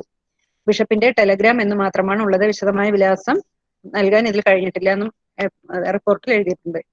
ക്യാമ്പ് പെരുമ്പാവൂരിൽ നിന്ന് ചീഫ് സെക്രട്ടറിക്ക് അയച്ച കത്ത് ദിവാനെ കാര്യം ബോധ്യപ്പെടുത്തണമെന്ന് ആവശ്യമുന്നയിച്ചുകൊണ്ടാണ്. സാമ്പത്തികമായി വളരെയധികം നഷ്ടം പ്രളയത്തിൽ ഉണ്ടായി. റെയിൽപാതയിൽ വിള്ളൽ, പാലങ്ങൾ തകർന്നു, റോഡുകൾ ഇല്ലാതായി, വളർത്തുമൃഗങ്ങളുടെ നഷ്ടം, ആളുകളുടെ മരണം എന്നിവയെല്ലാം പലതരം കത്തുകളിൽ നിന്ന് വ്യക്തമാവുന്നുണ്ട്. വെള്ളം കെട്ടി നിർത്തുന്ന ബണ്ടുകൾ തകർന്നു, തടികൾ ഒഴുകിപ്പോയി, പൈപ്പ് ലൈൻ പൊട്ടി, അഞ്ചൽ സംവിധാനം നിലച്ചു, വീടുകൾ വെള്ളത്തിൽ ഒലിച്ചുപോയി. ഇതെല്ലാം തന്നെ ഗവൺമെന്റിനെ സാമ്പത്തികമായി വലിയ അളവിൽ നഷ്ടത്തിലേക്ക് എത്തിച്ചു. എങ്കിലും പലയിടത്തു നിന്നും സഹായം ലഭിച്ചു. മദ്രാസ് മലയാളി അസോസിയേഷനിൽ നിന്നും, ജാംഷഡ്പൂരിൽ നിന്നും, മുംബൈയിൽ നിന്നും സാമ്പത്തികമായി സഹായങ്ങൾ ലഭിച്ചു. പ്രളയത്തിന് ശേഷം പെരിയാർ ഡാമിന്റെ അറ്റകുറ്റപ്പണിക്കായി 1,50,000 രൂപ അനുവദിച്ചുകൊണ്ടുള്ള ഒരു ഉത്തരവ് PWDയുടെ ഫയലിൽ ഉണ്ട്. അടുത്ത ഒരു പോയിന്റാണ് കാർഷികം. നെല്ലാണ് പ്രധാനമായും കൃഷി ചെയ്തിരുന്നത്. കർക്കടകം, കന്നി മാസത്തിലെ വിളകൾ നഷ്ടപ്പെട്ടു എന്നാണ് എല്ലാ ഫയലുകളിൽ നിന്നും വ്യക്തമാവുന്നത്. പ്രളയത്തിന് ശേഷം വിളകളെല്ലാം റേഷനിൽ നൽകാൻ സർക്കാർ തീരുമാനിച്ചു. വിദേശത്ത് നിന്നും വിളകൾ ഇറക്കുമതി ചെയ്യാനും തീരുമാനിച്ചതായി കത്തിൽ നിന്നും വ്യക്തമാവുന്നു. തിരുവല്ല തഹസിൽദാർ ദിവാൻ അയച്ച കത്ത്: കൃഷിഭൂമികൾ നശിച്ചത്, ശവപ്പറമ്പുകൾ, തെങ്ങുകൃഷി, നെൽകൃഷി, പുഞ്ച വിരിപ്പ് എന്ന് പ്രത്യേകമായിട്ട് കൊടുത്തിട്ടുണ്ട്. കത്തിൽ പുഞ്ച വിരിപ്പ് എന്ന് തന്നെയാണ് കൊടുത്തിരിക്കുന്നത്. എന്നിവയുടെ ഇവയുടെ എല്ലാ നാശനഷ്ടങ്ങൾ വ്യക്തമാക്കുന്ന ഒരു വളരെ വിശദമായിട്ടുള്ള ഒരു കത്ത് തിരുവല്ല തഹസിൽദാരുടേതായിട്ട് ഫയലിലുണ്ട്. തിരുവല്ലയിലുള്ള മാന്നാറിൽ സംഭവിച്ച കൃഷിനാശത്തെ വിശദമാക്കുന്ന ഒരു കത്ത് നെൽകൃഷി, മുള, കരിമ്പ് എന്നീ പ്രധാന കൃഷിയിനങ്ങളെയാണ് അതിൽ പറഞ്ഞിരിക്കുന്നത്. കാർഷിക വിളകളുടെ നഷ്ടത്തെക്കുറിച്ച് ലൈബ്രറി ബുക്കിൽ പറയുന്നത് നീണ്ട ഒരു പട്ടിക നൽകിക്കൊണ്ടാണ്. ഒടുവിൽ ഇത്രയും താലൂക്കുകളിൽ നിന്നായി ഇത്ര രൂപ നഷ്ടം. അരിയുടെ നഷ്ടം മാത്രം 31 ലക്ഷം പറയാണ്. ഇതിന്റെ മതിപ്പ് വില 21 ലക്ഷം രൂപ വരും. അത് വളരെ വിശദമായ ഒരു 10ലധികം പേജുകൾ ഇതിന്റെ കൃത്യമായ ഒരു കണക്കോടുകൂടിയാണ് കൊടുത്തിരിക്കുന്നത്. ഇത്ര പൈസ എന്ന് പറഞ്ഞ് തന്നെ കൊടുത്തിരിക്കുന്നത്. അതിന്റെ ഏറ്റവും സംക്ഷിപ്തമായിട്ടാണ് ഈ ഒരു സെന്റൻസ് എഴുതിയത്. അടുത്തത് ഗതാഗതം. കല്ലൂപ്പാറ കർഷക സംഘത്തിൽ നിന്ന് ഒരു കത്ത് ദിവാൻ പേഷ്കറിന് എഴുതിയിരിക്കുന്നത് ഇപ്രകാരമാണ്. തിരുവല്ലയുടെ കിഴക്കൻ മേഖലയിലുള്ള മണിമല, പമ്പ നദികളിൽ വെള്ളം കയറിക്കഴിഞ്ഞാൽ ഈ പ്രദേശം തികച്ചും ഒറ്റപ്പെട്ടു പോകുന്നു. മതിയായ ആഹാര സാധനങ്ങളോ മറ്റോ ലഭ്യമല്ല. കോഴഞ്ചേരി, തിരുവല്ല, ചങ്ങനാശ്ശേരി, ചെങ്ങന്നൂർ എന്നീ അയൽ സ്ഥലങ്ങളെല്ലാം ആറ്റിന്റെ അക്കരെയാണ്. ഒരു പ്രത്യേക രക്ഷാപ്രവർത്തക സംഘത്തെ ഏൽപ്പിക്കാത്തിടത്തോളം ഈ പ്രദേശം അതീവ ദുരിതത്തിലാവും. മല്ലപ്പള്ളിയും മണിമലയും ബന്ധപ്പെടുത്തിക്കൊണ്ട് ഒരു പാലം പണിയുകയാണെങ്കിൽ ചങ്ങനാശ്ശേരിക്കുള്ള യാത്ര സാധ്യമാവും എന്നൊരു അഭിപ്രായം കൂടെ ഇതോടൊപ്പം ചേർക്കുന്നു. ഇതാണ് കത്തിൽ അടങ്ങിയിരിക്കുന്ന ഉള്ളടക്കം. ട്രാംവേ അന്നുണ്ടായിരുന്നു. അതെല്ലാം ഒഴുകിപ്പോവുകയും നാശനഷ്ടങ്ങൾക്ക് ഇരയാവുകയും ചെയ്തതിന്റെ വിശദാംശങ്ങളും ഫയലിലുണ്ട്. ബോട്ട് മുഖേനയുള്ള രക്ഷാമാർഗങ്ങൾ ഗവൺമെന്റ് ഏർപ്പാടാക്കി. മണ്ണിടിച്ചിലുമായി ബന്ധപ്പെട്ട് ലൈബ്രറി ബുക്കിൽ പറയുന്നത് ഇങ്ങനെയാണ്. തലപ്പള്ളി താലൂക്കിലെ അകമലയാണ് ഏറ്റവും കൂടുതലായി ബാധിച്ചത്. ഒരു ഭാഗം റെയിൽവേ ലൈനിൽ ഇടിഞ്ഞു വീണു. 4 വീടുകൾ, 5 വ്യക്തികൾ, 4 പോത്തുകൾ എന്നിവ ഇല്ലാതായി. അടുത്തത് ജാതി, മതം എന്നിവയെ അടിസ്ഥാനമാക്കിയുള്ള നിരീക്ഷണം. 20-ാം നൂറ്റാണ്ടിൽ മതം, ജാതി എന്നീ ഘടകങ്ങൾ സമൂഹത്തിൽ വേരുറച്ചു നിന്നവയാണ്. വിവിധ മതങ്ങളിലുള്ളവരുടെ കത്തുകൾ ദിവാനും മറ്റും അധികാരികളിലും എത്തിയത് വ്യത്യസ്ത തരം ഫയലുകളിൽ നിന്നും വ്യക്തമാണ്. പന്തളം കടയ്ക്കാട് മുസ്ലിം കൂട്ടായ്മയുടെ കത്ത്, ആലുവയിൽ നിന്നും ഫാദർ ക്ലമന്റിന്റെ കത്ത്, ആലപ്പുഴയിലുള്ള മുസ്ലിം കൂട്ടായ്മയുടെ കത്ത് എന്നിങ്ങനെ പ്രത്യേകം തന്നെ കത്തുകൾ കാണാം. ചില കത്തുകളിൽ ജാതി മത വ്യത്യാസം ഇല്ല എന്ന് വ്യക്തമാകുന്നു. എന്നാൽ ചില കത്തുകളിൽ ജാതി വ്യവസ്ഥ നിലനിൽക്കുന്നതായി കാണാം. മരണവിവരങ്ങൾ വെളിപ്പെടുത്തുന്ന ഒരു കത്തിൽ ഈഴവക്കുട്ടി മരിച്ചതും മധ്യവയസ്കയായ ക്രിസ്ത്യൻ സ്ത്രീ മരിച്ചതും പറയുന്നുണ്ട്. അതുപോലെ തന്നെ ഇടുക്കി ഭാഗത്ത് മൂന്നാർ എസ്റ്റേറ്റിൽ 110 മരണം ഉണ്ടായി എന്നും പറയുന്നു. വേമ്പനാട് കായലിൽ ശവശരീരങ്ങൾ കണ്ടതായി റിപ്പോർട്ടുകൾ ഉണ്ട്. അമ്പലപ്പുഴ ക്ഷേത്രത്തിൽ ഹിന്ദുക്കളെ മാത്രമാണ് പാർപ്പിച്ചത്. ചങ്ങനാശ്ശേരിയിലെ ചില ക്യാമ്പുകൾ ജാതിയുടെ അടിസ്ഥാനത്തിലാണ് വേർതിരിക്കപ്പെട്ടിരുന്നത്. ഉയർന്ന ജാതിയിലുള്ള ആളുകൾ തന്നെയാണ് റിലീഫ് കമ്മിറ്റികളിൽ എല്ലാം ഉണ്ടായിരുന്നത്. താഴ്ന്ന ജാതിയിലുള്ള ആളുകളുടെ വിവരം ഒന്നും തന്നെ ലഭ്യമല്ല. ലിംഗം, പദവി എന്നിവയുടെ അടിസ്ഥാനത്തിൽ അന്ന് നിലനിന്നിരുന്ന സാമൂഹ്യ പദവിയെക്കുറിച്ച് മുൻപും സൂചിപ്പിച്ചിരുന്നതാണല്ലോ. ഒരു കത്തിൽ ഒരു പുലയൻ മരിച്ചതിന് പറയുന്നത് ഇപ്രകാരമാണ്. തന്റെ മുതലാളിയുടെ നിർദ്ദേശപ്രകാരം വീട്ടിലെ നിലവറയിലേക്ക് എടുത്തു ചാടിയ പുലയന് തിരിച്ചു കയറുവാൻ സാധിച്ചില്ല. ഇത് പുലയന്റെ മരണത്തിനിടയാക്കി.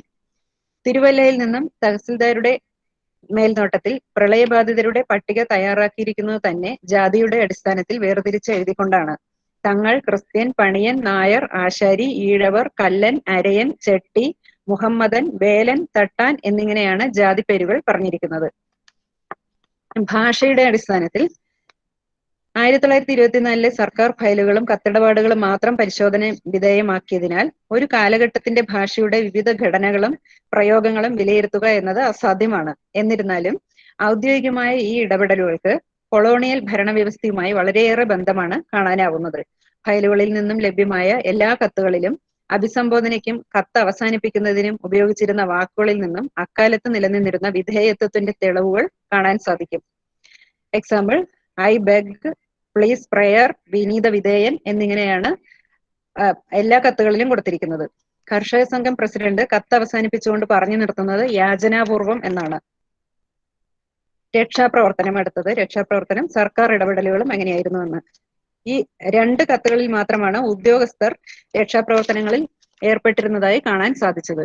അവരുടെ ധീരമായ പ്രവൃത്തിയായിട്ടാണ് അത് അവതരിപ്പിച്ചിരിക്കുന്നതും. ചില കത്തുകളിൽ സാധാരണക്കാർ മറ്റുള്ളവരെ രക്ഷിക്കുന്നതിന്റെ വിശദാംശങ്ങളുണ്ട്. ആളുകൾ മരിച്ചതിന്റെ കണക്കുകളും വ്യക്തമാണ്.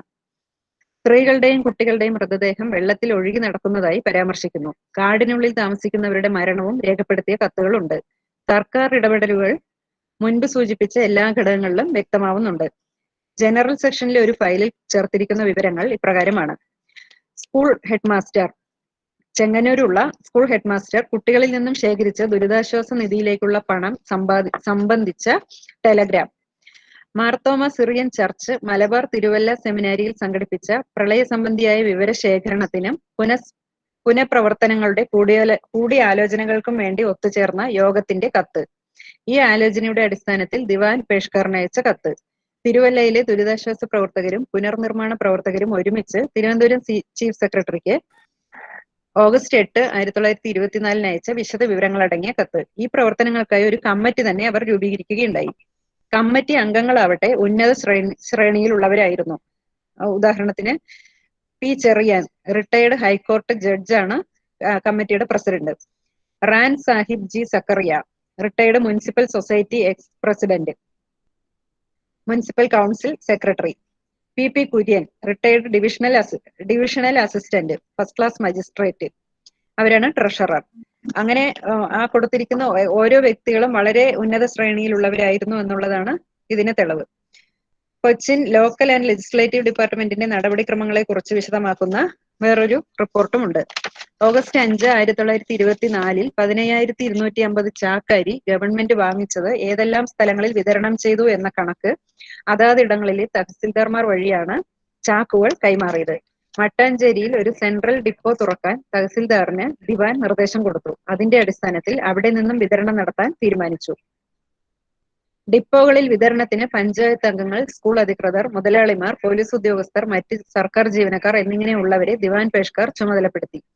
അരി വിൽപ്പന ചില്ലറ വിൽപ്പനയായിരിക്കണം. ഒരു വ്യക്തിഗത വിൽപ്പനയിൽ 3 ഇടങ്ങഴി കവിയരുത്. ഇത് കുറച്ചു മുമ്പും ഒരു പ്രാവശ്യം പറഞ്ഞിരുന്നു. അത് പക്ഷെ ഭക്ഷണത്തിൽ ഇത് ഉൾപ്പെടുത്താതിരിക്കാൻ പറ്റാത്തത് കൊണ്ടാണ് ഈ ഒരു പാരഗ്രാഫ് ഒരിക്കൽ കൂടെ ഞാൻ ആവർത്തിക്കുന്നത്. ഈ ഒരു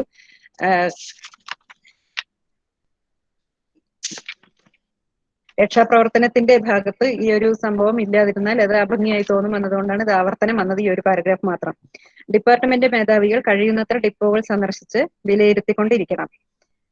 ഇത് അവരുടെ നിർദ്ദേശങ്ങളിൽ പെടുന്നതാണ്. കൂടുതൽ നാശനഷ്ടം സംഭവിച്ച കൊച്ചിൻ, കനയന്നൂർ താലൂക്കുകളിൽ ഉടനടി ഡിപ്പോകൾ തുറക്കണം എന്നിവയായിരുന്നു അവർക്കുണ്ടായിരുന്ന നിർദ്ദേശങ്ങൾ. ദുരിതാശ്വാസ പ്രവർത്തനങ്ങളുടെ നിർവഹണം എങ്ങനെയായിരുന്നു എന്നാൽ, ഭവന പുനർനിർമ്മാണത്തിന് താലൂക്ക് തലത്തിൽ ശരാശരി ഒരു വീടിന് 5 രൂപയാണ് കൊടുത്തിരുന്നത്. തഹസിൽദാരുടെ മേൽനോട്ടത്തിൽ കാര്യങ്ങൾക്ക് കൃത്യത ഉറപ്പുവരുത്തിക്കൊണ്ടും വരുന്നു. രൂപ നേരിട്ടാണ് ഓരോ വീടുകളിലേക്കും എത്തിച്ചത്. 7 താലൂക്കുകളിലായി മൊത്തം 41,386 രൂപയാണ് കൊടുക്കാൻ കഴിഞ്ഞത്. സ്കൂളുകൾക്ക് പഠനോപകരണങ്ങൾ നൽകി. അർഹതപ്പെട്ടവർക്ക് തന്നെ സാധനങ്ങൾ എത്തിക്കാൻ കഴിഞ്ഞു. ജാതി ഭേദങ്ങളൊന്നും ഇവിടെ ഉണ്ടായിരുന്നില്ല. കൊച്ചിൻ കനയന്നൂർ താലൂക്ക് 4,050 വീടുകളുടെ പുനർനിർമ്മാണത്തിനായി കമ്മിറ്റി മുഖേന 10,650 രൂപ കൊടുത്തു. മലയാറ്റൂർ വില്ലേജിലാണ് പ്രളയം ഏറ്റവും കൂടുതൽ ബാധിച്ചത്. ചൊവ്വര, വെള്ളാരപ്പള്ളി വില്ലേജുകളിൽ കോളറ, വസൂരി പോലെയുള്ള പകർച്ചവ്യാധികൾ റിപ്പോർട്ട് ചെയ്തു. കോൺഗ്രസ് ഫ്ലഡ് റിലീഫ് കമ്മിറ്റി 25 ബണ്ടിൽ തുണികൾ തഹസിൽദാർമാർ വഴി കൊടുത്തു. രാമകൃഷ്ണ മിഷന്റെ നേതൃത്വത്തിൽ 4 വില്ലേജുകളിൽ റിലീഫ് വർക്ക് നടന്നു. വീടുകളുടെ പുനർനിർമ്മാണത്തിന് സഹായിച്ചു. 6,000 മുതൽ 8,000 രൂപ വരെ റിലീഫ് വർക്കിനായി മിഷൻ ഉപയോഗിച്ചു. മലയാറ്റൂർ പാലസ് മൈതാനിയിൽ കൂടിയ ക്യാമ്പിലൂടെ കോൺഗ്രസ് കമ്മിറ്റി ഈറ്റ കൊണ്ടുള്ള പായ നെയ്തും ചർക്കയിൽ നൂൽ നൂൽക്കുന്നതിനുമുള്ള തൊഴിലുകൾ സംഘടിപ്പിച്ച് പാവപ്പെട്ടവർക്ക് അരിയും മറ്റും നൽകിപ്പോന്നു. മൂന്തപുരം താലൂക്കിൽ 3,928 വീടുകൾക്കായി 16,739 രൂപ പുനർനിർമ്മാണ ചെലവ്. കോൺഗ്രസ് കമ്മിറ്റി 23 ബണ്ടിൽ തുണികളും മൂന്തപുരം താലൂക്കിന് സമ്മാനിച്ചിട്ടുണ്ടായിരുന്നു. തൃശൂർ താലൂക്കിൽ 5,000 രൂപ 1,002 വീടുകൾക്ക് പുനർനിർമ്മാണത്തിന് വേണ്ടി നൽകി. പാവങ്ങൾക്ക് വേണ്ടി രൂപീകരിച്ച കമ്മിറ്റി വഴിയാണ് രൂപ നൽകിയത്. പുത്തൂർ പഞ്ചായത്തിൽ കോൺഗ്രസ് കമ്മിറ്റി കുറച്ച് തുണികൾ കൊടുത്തു. ചിറ്റൂർ താലൂക്ക് ഏറ്റവും കുറവ് നാശനഷ്ടം സംഭവിച്ചത് ചിറ്റൂർ താലൂക്കിലാണ്. 16 വീടുകൾക്കായി 390 രൂപയാണ് നൽകിയത്. ഈ ഒരു താലൂക്കിൽ മാത്രമാണ് ശരാശരിയിലും ഉയർന്ന തുക ചെലവഴിച്ചത്. എറണാകുളം മുനിസിപ്പാലിറ്റി താലൂക്കുകൾക്ക് കൊടുത്ത തുക കൂടാതെ 398 വീടുകൾക്ക് 1,237 രൂപയും ചെലവഴിച്ചു. തുക വിനിയോഗത്തിൽ മുകുന്ദപുരത്താണ് ചെറിയ പാകപ്പിഴകൾ കണ്ടതെങ്കിലും അതൊന്നും അന്വേഷണത്തിൽ സത്യമല്ലെന്ന് തെളിഞ്ഞു. ചില കമ്മിറ്റികളുടെ ഭാഗത്തു നിന്നും സഹകരണമില്ലായ്മ റിപ്പോർട്ട് ചെയ്യപ്പെട്ടു. മൊത്തം 43,786 രൂപയാണ് എല്ലാവരിൽ നിന്നുമായി പിരിഞ്ഞു കിട്ടിയത്. അരിച്ചാക്കുകൾ വിറ്റ് 169 രൂപയും കൂടെ കൂട്ടി 43,955 രൂപ റിലീഫ് ഫണ്ടിലേക്ക് മാറ്റിവെച്ചു. ചെലവ് 43,032, ബാലൻസ് 923 രൂപയും. Cochin central flood relief committee Ernakulam. കമ്മിറ്റികൾ കൂടുന്നതിനേക്കാൾ പ്രാധാന്യം റിലീഫ് വർക്കിനാണെന്ന അറിവോടെയാണ് കമ്മിറ്റി അംഗങ്ങൾ റിലീഫ് പ്രവർത്തനങ്ങളിൽ സജീവമായത്. സബ് കമ്മിറ്റികളുടെ സ്വാഭാവിക പ്രവർത്തനങ്ങൾക്കായി കാത്തുനിൽക്കാതെ തന്നെ രക്ഷാപ്രവർത്തനത്തിൽ ഇവർ വ്യാപൃതരായി. ദിവാനുമായി ഒരു സംഘം അംഗങ്ങൾ സംസാരിക്കുകയും അതിന്റെ ഭാഗമായി താലൂക്ക് കമ്മിറ്റികൾ വില്ലേജ് കമ്മിറ്റികൾ മാത്രമാക്കി ചുരുക്കി. വില്ലേജ് കമ്മിറ്റികൾ വഴിയാണ് പ്രളയത്തിന്റെ ആഴം, ആഘാതം എന്നിവ എത്രത്തോളമായിരുന്നു എന്ന് രേഖപ്പെടുത്തുന്നത്. സെപ്റ്റംബർ 2-ന് കമ്മിറ്റിക്ക് മുമ്പ് നാശനഷ്ടങ്ങളുടെ ഏകദേശ കണക്ക് ശേഖരിച്ചു. അന്ന് ഒരു പൊതു അവധി അത്തച്ചമയമായിരുന്നതിനാൽ എല്ലാ മെമ്പർമാരും മീറ്റിംഗിൽ പങ്കെടുത്തു. 60,000 രൂപ ആവശ്യമായി വരുമെന്ന് ഈ മീറ്റിംഗിലെ ചർച്ചയിൽ തീരുമാനിച്ചു. കൊച്ചിൻ, മുകുന്ദപുരം താലൂക്കുകളിൽ 2,000 രൂപ, പട്ടിണി അനുഭവിക്കുന്നവർക്കും വീട് നഷ്ടപ്പെട്ടവർക്കും 20,000 രൂപയും വീതിച്ചു കൊടുക്കുവാൻ കമ്മിറ്റി തീരുമാനിച്ചു. കമ്മിറ്റിയിൽ വർക്കിംഗ് കമ്മിറ്റി രൂപീകരിച്ച് പൈസകൾ വേർതിരിച്ചു. തഹസിൽദാർക്ക് നിർദ്ദേശങ്ങൾ കൊടുത്തു. മൊത്തത്തിൽ 15 തവണ കമ്മിറ്റി കൂടി, 4 തവണ അടിയന്തര യോഗങ്ങളും നടന്നു. ഇത് മൊത്തം സാമാന്യ അവലോകനം നടത്തിയതിന്റെ ഒരു ഉപസംഹാരമായി പറയുന്നത്, പ്രളയം ചരിത്രരേഖകളും ഓർമ്മകളും എന്ന ഗവേഷണ പദ്ധതിയുടെ ഭാഗമായി 99-ലെ വെള്ളപ്പൊക്കത്തെ പഠിക്കുക എന്ന ഒരു അധ്യായത്തിന്റെ ഒരു ഭാഗമാണ് ഈ ലേഖനം. തിരുവനന്തപുരം പുരാരേഖാ വകുപ്പിലെ ഫയലുകൾ മാത്രമാണ് ഇതിന് അവലംബമായിട്ടുള്ളത്. 1924-ലെ പ്രളയം കേരള സമൂഹത്തിൽ എപ്രകാരമുള്ള ചലനങ്ങളാണ് സൃഷ്ടിച്ചത്, അന്നുവരെ ഉണ്ടായിരുന്ന ജീവിതാന്തരീക്ഷങ്ങൾ എന്തെല്ലാമായിരുന്നു, പെട്ടെന്നുണ്ടായ ഒരു പ്രളയം ആളുകൾ ഉൾക്കൊണ്ടത് എങ്ങനെയൊക്കെയായിരുന്നു എന്നിങ്ങനെ ഒരുപിടി ചോദ്യങ്ങൾക്കുള്ള ഉത്തരങ്ങളാണ് പുരാരേഖാ വകുപ്പിൽ ശേഖരിച്ചിട്ടുള്ള 99-ലെ പ്രളയരേഖകൾ പരിശോധിച്ചപ്പോൾ മനസ്സിലാക്കാൻ കഴിഞ്ഞത്. 24 ഫയലുകളിൽ നിന്നും വ്യത്യസ്തതരം വിഭാഗങ്ങളിൽപ്പെടുന്ന ജോലി സ്വഭാവങ്ങൾ തിരിച്ചറിയുകയും അവയുടെയൊന്നും ആധികാരികത നഷ്ടപ്പെടുത്താതെ തന്നെ അതിൻ്റെതായ അർത്ഥത്തിൽ ഉൾക്കൊള്ളുകയും ചെയ്തുകൊണ്ടാണ് ഈ പഠനം നിർവഹിച്ചിട്ടുള്ളത്. ജീവിത രീതി, സാമൂഹ്യ സാമ്പത്തിക രീതി, ഭാഷാരീതി, രക്ഷാപ്രവർത്തനം, സർക്കാർ ഇടപെടലുകൾ എന്നിങ്ങനെ തരംതിരിച്ച് വിലയിരുത്തിയതിന്റെ അടിസ്ഥാനത്തിലാണ് വിവരങ്ങൾ നിർവഹിച്ചിട്ടുള്ളത്. പ്രളയത്തെ മനുഷ്യ സമൂഹം നേരിട്ടത് അന്നും ഇന്നും ഭീതിയോടെയായിരുന്നു. പല അതിർവരമ്പുകളും സമൂഹത്തിൽ നിലനിന്നിരുന്നു. എങ്കിലും കുതിച്ചു പാഞ്ഞു വന്ന വെള്ളം ഒഴുക്കിക്കൊണ്ടുപോയത് അനേകം ജീവനുകളെയാണ്. 2018-ലെ പ്രളയം കേരള ചരിത്ര ഗവേഷണ കൗൺസിൽ രേഖപ്പെടുത്തുമ്പോൾ നൂറ്റാണ്ടിനു മുമ്പ് കേരള സമൂഹം പ്രളയത്തെ അഭിമുഖീകരിച്ചതിന് വളരെ വലിയ പ്രാധാന്യമാണ് ഉള്ളത്. അതുകൊണ്ട് തന്നെ അന്നത്തേതിൽ നിന്നും ഇന്ന് നമ്മൾ എവിടെയെത്തി നിൽക്കുന്നു, ഇന്നത്തെ സംവിധാനങ്ങൾ എന്തൊക്കെ എന്നിങ്ങനെ അനവധിയായ തിരിച്ചറിവുകൾ ഈ പഠനം മുന്നോട്ട് വെക്കുന്നുണ്ട്. നന്ദി, നമസ്കാരം. ഇത്രയാണ് ഞങ്ങൾ ചെയ്ത ഒരു സാമാന്യ അവലോകനം. ബാക്കി വിദഗ്ധരുടെ അഭിപ്രായങ്ങൾക്ക് വേണ്ടി കാത്തിരിക്കുകയാണ്. Sir, Michael Tharan sir.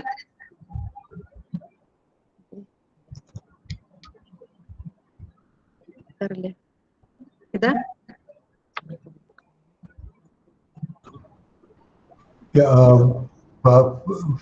ഭാഷ്യ ചോദ്യോത്തരങ്ങൾ കൈകാര്യം ചെയ്യാം. I can start that. എനിക്ക് ചില കാര്യങ്ങൾ പറയണമെന്നുണ്ട്, അത് ഞാൻ വേറെ അവസാനത്തേക്ക് മാറ്റിവെക്കുകയാണ്. ചോദ്യങ്ങളും ഉത്തരങ്ങളും ഇപ്പൊ തന്നെ ആവില്ല നമുക്ക്.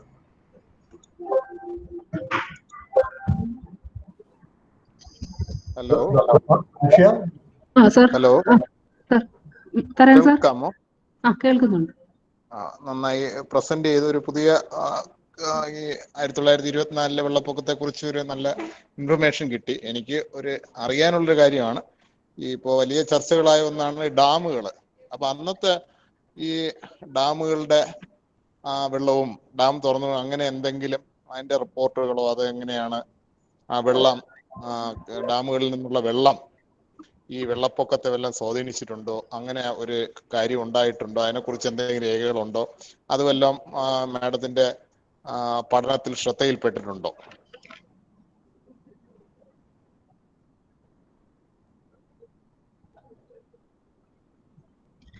ഹലോ, എന്റെ വോയിസ് ഓഡിബിൾ അല്ലേ? സുരേഷ് ജെ ചോദിച്ചിട്ടുള്ള ഒരു മറുപടി ഞാൻ പറയാം. ഈ ഡാമുകൾ എന്ന് അതിനെപ്പറ്റി വിശദാംശങ്ങൾ പറയുന്നത് എന്താ വെച്ച് കഴിഞ്ഞാല്, ഒരു അസിസ്റ്റന്റ് എഞ്ചിനീയർ, തോമസ് എന്നാണ് അദ്ദേഹത്തിന്റെ പേര്.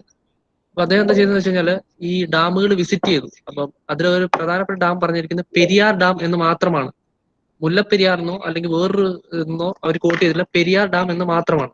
അപ്പൊ അതില് അറ്റകുറ്റപ്പണികൾക്കായിട്ട് കുറച്ച് എമൗണ്ട് മദ്രാസ് പ്രസിഡൻസി അന്ന് 1,50,000 rupees മാറ്റിവെച്ചു എന്ന് മാത്രം. ഇങ്ങനത്തെ കുറച്ച് ഉള്ള, പിന്നെ അതുപോലെ വെള്ളം ഉയർന്നിട്ടുണ്ട്, 1 feet കൂടെ കൂടിക്കഴിഞ്ഞാൽ ഇത് തുറന്നു വിടണം, അങ്ങനത്തെ കുറച്ച് ഡീറ്റെയിൽസ് മാത്രമാണ് ഈ ഡാമുകളെ പറ്റിയിട്ട് പറയുന്നത്.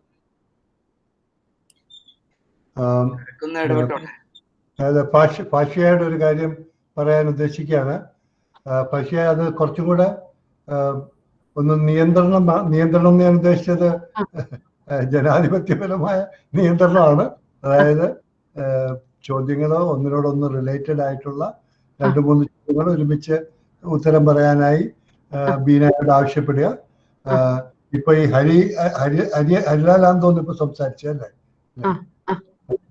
ഹരി ആരാണെന്നുള്ളതും കൂടി ഹരി ഒന്ന് ഇൻട്രൊഡ്യൂസ് ചെയ്യണം. ഞാൻ ഈ വർക്കിൽ ചെയ്തിരുന്ന ഒരാളാണ് എന്നുള്ളത് മറ്റുള്ളവരെ ഇവിടെ പറഞ്ഞിട്ട് വേണം അദ്ദേഹത്തിന്റെ എന്നാണ് എനിക്ക് തോന്നിയത്. അങ്ങനെയാണെങ്കിൽ കുറച്ചും കൂടെ എല്ലാവർക്കും അങ്ങോട്ടും ഇങ്ങോട്ടും മനസ്സിലാക്കാനും കാര്യങ്ങൾ കൈകാര്യം ചെയ്യാനും സാധിക്കും എന്നെനിക്ക് തോന്നുകയാണ്. ഇടക്കൊന്ന് പറഞ്ഞോട്ടെ, രവിരാമനാണ്. അല്ല, ഞാന് കമന്റ്സ് പിന്നെ പറയാൻ വിചാരിക്കുന്നു. പക്ഷെ ഈ ഡാം പറഞ്ഞുകൊണ്ട് നമ്മളെ കുര്യാക്കോസ് കൂടി ഉണ്ട്. അന്ന് ഉദ്ദേശിച്ചത് പെരിയാർ ഡാം തന്നെയാണ്. മാത്രമല്ല അന്ന് ആ ഡാം മാത്രമേ ഉള്ളൂ, വേറെ ഡാമുകള് എന്ന് പറയാൻ പറ്റുമോന്ന് അറിയില്ല. അന്നൊരു ഡാമേ ഉള്ളൂ എന്നുള്ളതാണ് യാഥാർത്ഥ്യം. അപ്പോ അതാണ് അതിന്റെ ഭാഗമായിട്ട് പറയാനുള്ളത്, അല്ലേ കുര്യാക്കോസ്? അങ്ങനെയല്ലേ അത്? ഞാൻ എഗ്രി ചെയ്യുന്നു സർ. ശരിയാണ്, പെരിയാർ ഡാമിനെ ഈ മുല്ലപ്പെരിയാർ എന്നുള്ള പേരൊക്കെ പിന്നീട് വന്നതാണ്. ഇറ്റ് ഈസ് മുല്ലൈ പെരിയാർ, അത് വന്നതാണ്. ഒരു ഡാം മാത്രമേ. അപ്പൊ ഇതിന്റെ ഭാഗമായിട്ട് ഞാൻ എന്റെ കമന്റ്സ് പിന്നെ പറയാമെന്നാണ് വിചാരിക്കുന്നത്. എനിക്ക് ചോദ്യങ്ങൾ പ്രത്യേകിച്ചില്ല, മറ്റുള്ളവർക്ക് കുറച്ച് പറയാനുണ്ടാവുമല്ലോ, സമയം ഉണ്ടാവില്ല. അല്ലെങ്കിൽ ഞാനൊന്ന് 2 സൂചിപ്പിക്കാം. വളരെ ഗംഭീരായിട്ടുണ്ട് ഈ സംഭവം. നന്നായിട്ട് പ്രസന്റ് ചെയ്തിട്ടുണ്ട്, പണിയെടുത്തിട്ടുണ്ട്. അപ്പൊ പെട്ടെന്ന് എനിക്ക് തോന്നിയത് ഈ 3-4 വിഭാഗത്തെ അഭിനന്ദിക്കേണ്ട ഒരു വിഷയം തോന്നുന്നു. ഈ ആർക്കൈവ്സിനെ തന്നെ ആദ്യം അഭിനന്ദിക്കണം, പിന്നെ KCHR-നെ അഭിനന്ദിക്കണം, പിന്നെ ഈ റിസർച്ച് ഏറ്റെടുത്തിട്ടുള്ള ഈ 2 പേരെയും, വീണയും ഹരിശങ്കറിനും, പിന്നെ ഇതിനെ മുൻതൂക്കം കൊടുത്ത് അവതരിപ്പിച്ച ഈ കമ്മിറ്റി, നമ്മുടെ പ്രൊഫസർ മൈക്കിൾ തെരേനും പ്രൊഫസർ കാർത്തികൻ നായരും ഒക്കെ അടങ്ങിയിട്ടുള്ള ഈ കമ്മിറ്റി, ഇവരെല്ലാവരെയും ആ അർത്ഥത്തിൽ വളരെയധികം അഭിനന്ദിക്കേണ്ട ഒരു ആവശ്യമുണ്ട്. ഞാന് ബീനെ ഇങ്ങനെ ക്ഷണിച്ചപ്പോൾ ഞാൻ പെട്ടെന്ന് ബീനയോട് പറഞ്ഞത് എനിക്ക് വളരെ താല്പര്യമുണ്ട് ഇതിൽ പങ്കെടുക്കാൻ. കാരണം ഈ 2018 ഫ്ലഡിനെ കുറിച്ചുള്ള എൻ്റെ ഒരു പേപ്പർ ഈ മാസത്തെ കേംബ്രിഡ്ജ് ജേർണലിൽ വരുന്നുണ്ട്. അത് ശേഖറിനറിയാം, ശേഖറിനെ കുറച്ച് ഹെൽപ്പ് ചെയ്യുന്നുണ്ട്. അപ്പൊ ഈ ആഴ്ച പുറത്തിറങ്ങുകയാണ് അത്. അപ്പൊ ഞാൻ ബീനയോട് പറയായിരുന്നു എൻ്റെ ഹിസ്റ്ററി. അപ്പോഴ് ഈ ഹിസ്റ്ററി ഈ ലെവലിൽ വരുന്നു എന്ന് പറഞ്ഞപ്പോൾ വലിയ സന്തോഷമായി. കാരണം എന്താ വെച്ചാൽ ഒരു കമ്പാരിറ്റീവ് സ്റ്റഡി ഒന്ന് ടേക്കപ്പ് ചെയ്തിട്ടുണ്ട് ഞാൻ. അപ്പൊ സ്വാഭാവികമായിട്ടും ബീന ഇവിടെ അവതരിപ്പിച്ച ഒട്ടേറെ ഇഷ്യൂസ് വളരെ ഗുണകരമാകും എന്ന് തന്നെയാണ് തോന്നുന്നത്. ഇതില് ഒരു കാര്യം എനിക്ക് സൂചിപ്പിക്കണം എന്ന് വിചാരിച്ചത്, പക്ഷെ ഈ വർക്കിംഗ് പേപ്പർ ഈ തിരുവനന്തപുരത്തുള്ള ആർക്കൈവ്സിനെ മാത്രം ബേസ് ചെയ്തിട്ടാണല്ലോ. അപ്പൊ സ്വാഭാവികമായിട്ടും അതിനപ്പുറത്തേക്ക് ഇനി പോയി പറയുന്നതിന് കാര്യമില്ല. പക്ഷെ വളരെ ഭംഗിയായിട്ട് ഇതിന്റെ ഒരു കാറ്റഗറൈസേഷൻ നടത്തുകയാണെങ്കിൽ ഒട്ടേറെ പേർക്ക് സ്റ്റഡീസിനുള്ള സ്കോപ്പ് ഉണ്ട് എന്നാണ് തോന്നുന്നത്. ഉദാഹരണത്തിന് ഇതിന്റെ സാമൂഹ്യ സാമ്പത്തിക വശങ്ങള്, സംഭാവനകള്. ഞാൻ കമ്പാരിറ്റീവ് സ്റ്റഡിയുടെ ഭാഗമായിട്ട് ടൈംസ് ഓഫ് ഇന്ത്യയുടെ പഴയ പേജുകൾ നോക്കി. അപ്പൊ ബീന പറഞ്ഞതുപോലെ അതില് പേരുകൾ കറക്റ്റായിട്ട് അങ്ങ് പറഞ്ഞിരിക്കുകയാണ്. ഈ ടൈംസ് ഓഫ് ഇന്ത്യ ഇതിൽ വന്നിട്ടില്ല. നമ്മുടെ എനിക്കറിയില്ല, എനിക്ക് കിട്ടിയ സോഫ്റ്റ് വേർഷനിൽ അത് കണ്ടില്ല. അപ്പൊ ഈ പേരുകൾ വിശദമായിട്ട് വന്നിരിക്കുക.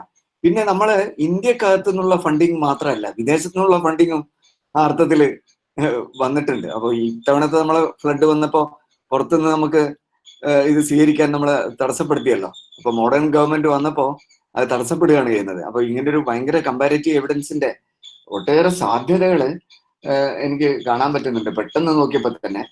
പിന്നെ ഒന്ന് കാർത്തികൻ നായർ പറഞ്ഞപ്പോഴാണ് വേറൊരു കാര്യം കൂടെ ഒന്ന് ആഡ് ചെയ്യണം തോന്നിയത്. ഇതായിട്ട് നേരിട്ട് ബന്ധമില്ലെങ്കിലും ഇപ്പോ ഒരു വിഷയം, ഈ നാച്ചുറൽ ഹസാർഡ്സ് ആണോ ഇത്, അതോ ഇതൊരു ഹ്യൂമൻ മെയ്ഡ് ആണോ എന്നുള്ള ഒരു വിഷയം പ്രധാനമായിട്ടും ഈ ഇന്നത്തെ ഹിസ്റ്റോറിയൻസ് കാര്യമായിട്ട് അതിൽ ശ്രദ്ധിക്കുന്നുണ്ട്. ഇപ്പൊ എൻ്റെ ഫ്രണ്ട് തീർത്ഥങ്കർ റോയ്, മൈക്കിളിന്റെ കൂടെ ഫ്രണ്ടാണ്, തീർത്ഥങ്കർ റോയ് അങ്ങനെ ഒരു ബുക്ക് ഇറക്കിയിട്ടുണ്ട്, എൻ്റെ natural hazards, history of natural hazards in India എന്ന് പറഞ്ഞിട്ട്. അപ്പോ ഇത്തരം ഒരു ഡിബേറ്റിനുള്ള സാധ്യത എന്താണെന്ന് ഇതിനകത്തൂടെ ഒന്ന് തുറന്നു കൊടുക്കുകയാണെങ്കിൽ അതും നല്ലതായിരിക്കും എന്നാണ് തോന്നുന്നത്. കാരണം ഈ പീരീഡിലാണ് ഏറ്റവും കൂടുതൽ ഡിഫോറസ്റ്റേഷൻ നടന്നിട്ടുള്ളത് തിരുവിതാംകൂറിൽ. അപ്പോ ഗോപിനാഥൻ എവിടെയുണ്ട്. അപ്പൊ അങ്ങനെയുള്ള ഒരു കാര്യങ്ങള് ഏതൊക്കെ രീതിയിലാണെന്നുള്ള പുതിയ റിസർച്ച് ക്വസ്റ്റ്യൻസ് ഒന്ന് റേസ് ചെയ്യുകയാണെങ്കിൽ നല്ലതായിരിക്കും എന്നാണ് തോന്നുന്നത്. ഈ വർക്കിംഗ് പേപ്പറിന്റെ അവസാന ഘട്ടത്തിൽ ഇത്തരം കുറെ റിസർച്ച് ക്വസ്റ്റ്യൻസ് ഇതിന്റെ ഭാഗമായിട്ട് വേറൊന്ന് വന്നിട്ടുണ്ട് എന്ന ഒരു രീതിയിലും കൂടെ ഒന്ന് വരികയാണെങ്കിൽ നല്ലതായിരിക്കും. മറ്റൊന്ന്, ഏതൊക്കെ രീതിയിലുള്ള ഒരു ഡെഫിഷ്യൻസി ആണ് ഈ സോഴ്സ് മെറ്റീരിയലിൽ ഉള്ളത് എന്ന രീതിയിലും കൂടെ ഒന്ന് പറയുകയാണെങ്കിൽ നല്ലതായിരിക്കും. കാരണം എത്ര പറഞ്ഞാലും തീരാത്ത വിഷയമാണ് ബീന ഇവിടെ ഇപ്പൊ അവതരിപ്പിച്ചിരിക്കുന്നത്. അതുകൊണ്ട് ഞാൻ അധികം പറയുന്നില്ല. നന്ദി. രാഘവയ്യ ഉണ്ടല്ലോ.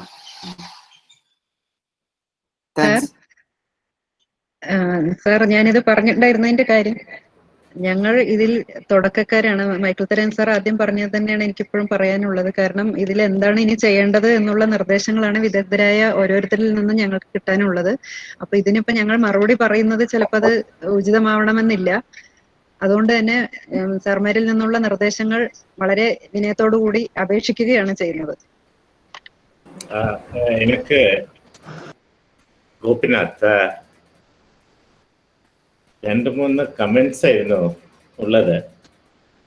ഒന്നാമത്തത്, ഞാൻ ഗോപിനാഥ് രവീന്ദ്രൻ, കണ്ണൂർ യൂണിവേഴ്സിറ്റിയിലാണ് ഇപ്പോൾ ഉള്ളത്. അപ്പം എൻ്റെ ഐ ഹാവ് 3 or 4 കമന്റ്സ്. ഒന്നാമത്തത്, ഇതൊരു വർക്കിംഗ് പേപ്പർ ആയിട്ട് ഒരു ആദ്യത്തെ ഒരു പ്രിലിമിനറി ഒരു എഫേർട്ടായിട്ട് very good, substantial. You will have to take it forward. ഇവിടെ പറഞ്ഞ പോലെ തന്നെ ഇപ്പം പല കാരണങ്ങളും കൊണ്ട് നിങ്ങൾക്ക് തിരുവനന്തപുരം ആർക്കൈവ്സിന് പുറമെ കൊച്ചിയിൽ, എറണാകുളത്തും കോഴിക്കോട്ടും ഒന്നും ആ രേഖകളൊന്നും നോക്കാൻ കഴിഞ്ഞിട്ടില്ല. അതല്ലേ? അത് ശരിയല്ലേ? ഇപ്പം ഇതുവരെ റീജിയണൽ ആർക്കൈവ്സിലത്തെ ഇൻഫർമേഷൻ നോക്കിയിട്ടില്ല. ഇല്ലല്ലോ? ഇല്ല സർ, ഇല്ല, നോക്കാൻ പറ്റിയിട്ടില്ല.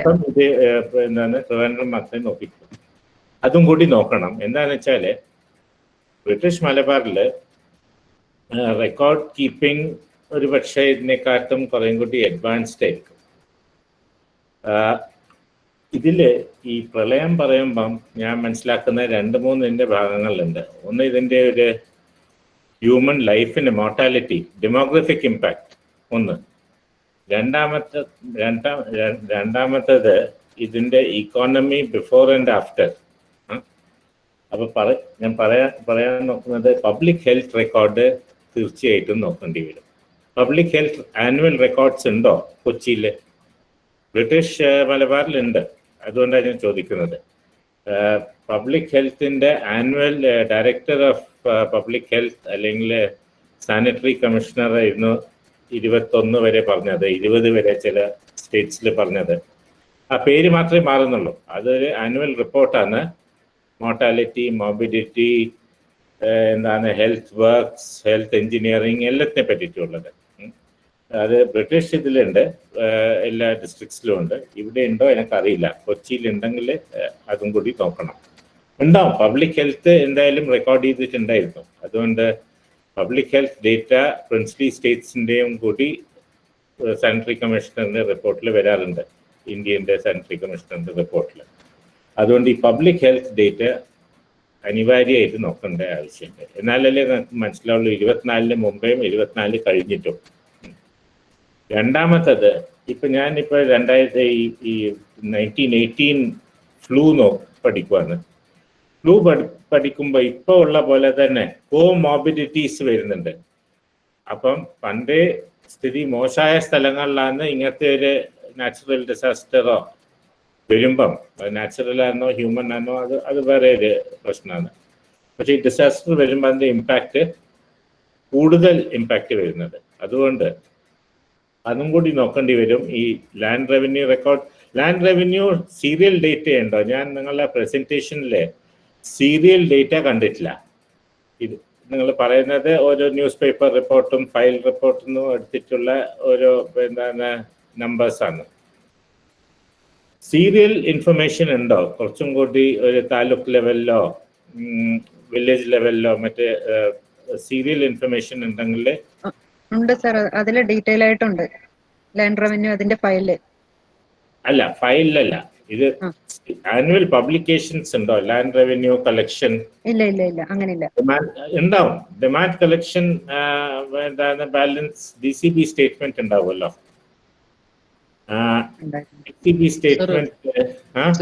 ഇതുപോലുള്ള ഫയൽസ് അവൈലബിൾ അല്ലായിരുന്നു. എന്ന് വെച്ചാൽ ഇത് ഗവൺമെന്റ് അങ്ങോട്ടും ഇങ്ങോട്ടും പിന്നെ ഓഫീസേഴ്സ് നടത്തിയ കത്തിടപാടുകൾ അങ്ങനത്തെ ഇതിനകത്ത് നിന്ന് അവൈലബിൾ ആയിട്ടുള്ള ഇൻഫോർമേഷൻ എടുത്തിട്ടാണ് ഈ ഒരു ഇത് ചെയ്തത്. ഇതും കൂടി ഈ സീരിയൽ ഇൻഫർമേഷൻ എന്താണ് ലാൻഡ് റവന്യൂ, പിന്നെ അതേപോലെ റെയിൻഫോൾ ഡേറ്റയും കൂടി നോക്കണം. പിന്നെയുള്ള വലിയ ഒന്ന് ഇതിന്റെ കാർട്ടോഗ്രാഫിക് റെക്കോർഡ്സ് ആണ്. ഈ പിന്നെ എന്താണ് ബ്രിട്ടീഷ് മലബാറിൽ നമുക്ക് വളരെ ഡീറ്റെയിൽഡ് ആയിട്ട് സർവേ ആൻഡ് സെറ്റിൽമെന്റിന്റെ സമയത്ത് മാപ്പ് കിട്ടും. ആ മാപ്പിൽ കാണിക്കും എത്ര ഫോറസ്റ്റഡ് ആണ്, എത്ര ഓരോ ലാൻഡ് യൂസിന്റെ പല ഇതും കാണിക്കും. എന്താണ് ഓരോ റിവേഴ്സിന്റെ കോഴ്സും വാട്ടർ ബോഡിയും ഒക്കെ ആ മാപ്പിൽ ഉണ്ടാവും, റവന്യൂ മാപ്പിൽ. ആ 2 റവന്യൂ മാപ്സ് നോക്കിയാൽ എത്ര മാറ്റം വന്നു അതും കൂടി നമുക്ക് കണ്ടുപിടിക്കാം. അപ്പൊ കൊച്ചിയിലത്തെ ഞാൻ നോക്കിയിട്ടില്ല, ഇവിടെ വേറെ ആൾക്കാർ കണ്ടിട്ടുണ്ടാവുമായിരിക്കും. എന്താണ് കൊച്ചിൻ സ്റ്റേറ്റില് ഇത് ആരെങ്കിലും ചെയ്തിട്ടുണ്ടോ ഇങ്ങനത്തെ പണി? ചെയ്തിട്ടില്ലെങ്കിലും എന്താണ് ഈ റെക്കോർഡ്സ് എന്തായാലും ഉണ്ടാവുമായിരിക്കും. ആ റെക്കോർഡ്സിനെ പറ്റിയിട്ട് അതും കൂടി ഒന്ന് നോക്കേണ്ടതാണ്. ഇത്രയുള്ളൂ എൻ്റെ comments. Thank you sir. Doctor Beena, ഞാനൊരു ജിയോളജി സൈഡിൽ നിന്നാണ് എനിക്ക് സംസാരിക്കുമോ അതോ നിങ്ങളുടെ ഹിസ്റ്റോറിക്കൽ സൈഡ് സംസാരിച്ചാൽ മതിയോ? വളരെ പ്രധാനമായിട്ടുള്ള ഹിസ്റ്റോറിക്കൽ ആയിട്ടുള്ള കാര്യങ്ങളാണ്. അതെ സാറ് പറഞ്ഞോളൂ സാർ. സംസാരിക്കാം. തരകൻ സാറ് വളരെ റെസ്പെക്ട്. തരകൻ സാർ നമ്മള് ഒരു മീറ്റിംഗിൽ കണ്ടിരുന്നു. ഡോക്ടർ ബീന വളരെ വളരെ വളരെ വാല്യുബിൾ ആയിട്ടുള്ള ഡേറ്റകളാണ് KCHRന്റെ നിങ്ങളുടെ സംരംഭത്തിലൂടെ കൊണ്ടുവന്നിരിക്കുന്നത്.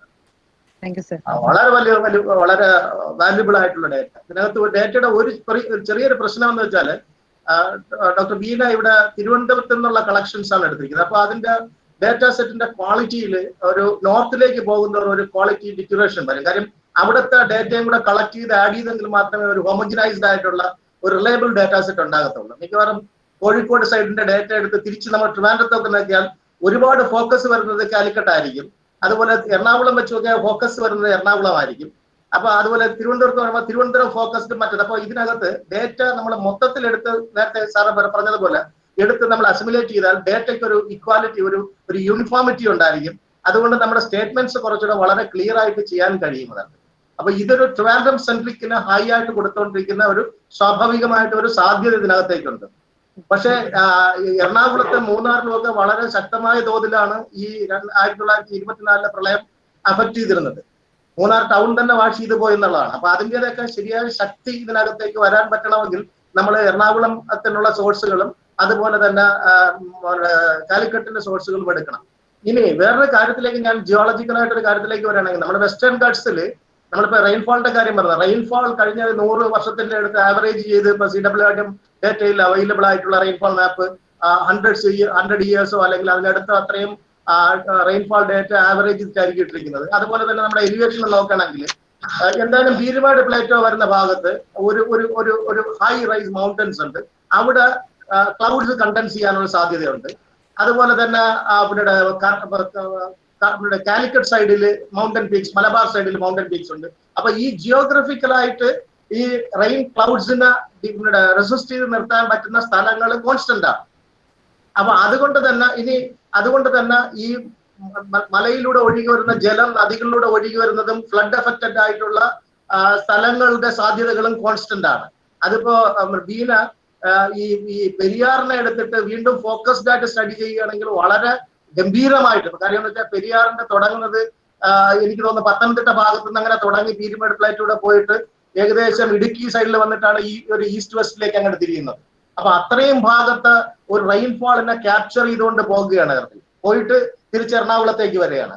അപ്പോ എറണാകുളത്തിലെ റെക്കോർഡുകൾ ശരിക്കും നോക്കുകയാണെങ്കിൽ പെരിയാറിന്റെ മാറ്റങ്ങളും കാര്യങ്ങളും വളരെ ഗംഭീരമായിട്ട് മനസ്സിലാക്കാൻ പറ്റും. ഇനി ഞാനൊരു ജിയോളജിക്കാരൻ എന്ന നിലയിൽ ഞാൻ ഇതിനെ കുറച്ച് നാളായിട്ട് ഇതിനെ ഇങ്ങനെ മനസ്സിലാക്കിക്കൊണ്ടിരിക്കുന്ന ഒരവസ്ഥയാണ്. ഈ നദികളിൽ പമ്പയില് നമുക്ക് 2018 പ്രളയം, 19 പ്രളയത്തിന്റെ സാധ്യതകളോ അല്ലെങ്കിൽ 20 ഒക്കെ വരട്ടെ, 2018 കൃത്യമായിട്ടുണ്ട്. അവിടെ റിവർ ബാങ്ക്സിൽ നോക്കുകയാണെങ്കിൽ ആ റിവർ ബാങ്ക്സിൽ ബോൾഡർ ബെഡ്സ് കാണാം. അത് ഡേറ്റ് ചെയ്തിട്ടില്ല ഞാൻ യഥാർത്ഥത്തിൽ. എനിക്ക് തീർച്ചയായിട്ടും അറിയാം ബോൾഡർ ബെഡ്സ് പമ്പയുടെ അപ്സ്ട്രീം സൈഡിലേക്ക് കക്കിയാർ ഭാഗത്തേക്ക് വരുമ്പോൾ ബാങ്കിൽ തിക് ഡെപ്പോസിറ്റ്സ് കാണാം. ആ ഡെപ്പോസിറ്റ് ഇത്രയും ഉദളം കല്ലുകളെ കൊണ്ടുവരണമെങ്കിൽ ഇതിന് മുമ്പും സാധനം ഉണ്ടാക്കണം. അത് 24-ലല്ല, അതിന് മുന്നിലും. അതുപോലെ തന്നെ പമ്പയിൽ കാണാം, പെരിയാറിൽ കാണാം, പെരിയാറിന്റെ ഭാഗങ്ങളുണ്ട്. ഈ പ്രളയം നടന്നിരിക്കുന്ന എല്ലാ ഭാഗങ്ങളിലും ഇതുപോലെ റിവർ ചാനലുകൾ ഉണ്ടെങ്കിൽ അവിടെ പഴയ സീക്വൻസുകൾ കാണാം. അപ്പൊ ഇവിടെ ക്ലിയർ ആയിട്ട് ഇപ്പൊ എനിക്ക് തോന്നുന്നു നമ്പർ കൂടിയിട്ടുണ്ടായിരിക്കാം, പക്ഷെ പല കാലഘട്ടങ്ങളിലും പ്രളയത്തിന്റെ എവിഡൻസുകൾ ഈ വെസ്റ്റേൺ ഗട്ട്സിന്റെ പീക്കുമായി ബന്ധപ്പെട്ടിട്ടുള്ള ആ നദിയുടെ ഉത്ഭവവുമായി ബന്ധപ്പെട്ട് നടന്നിട്ടുണ്ട്.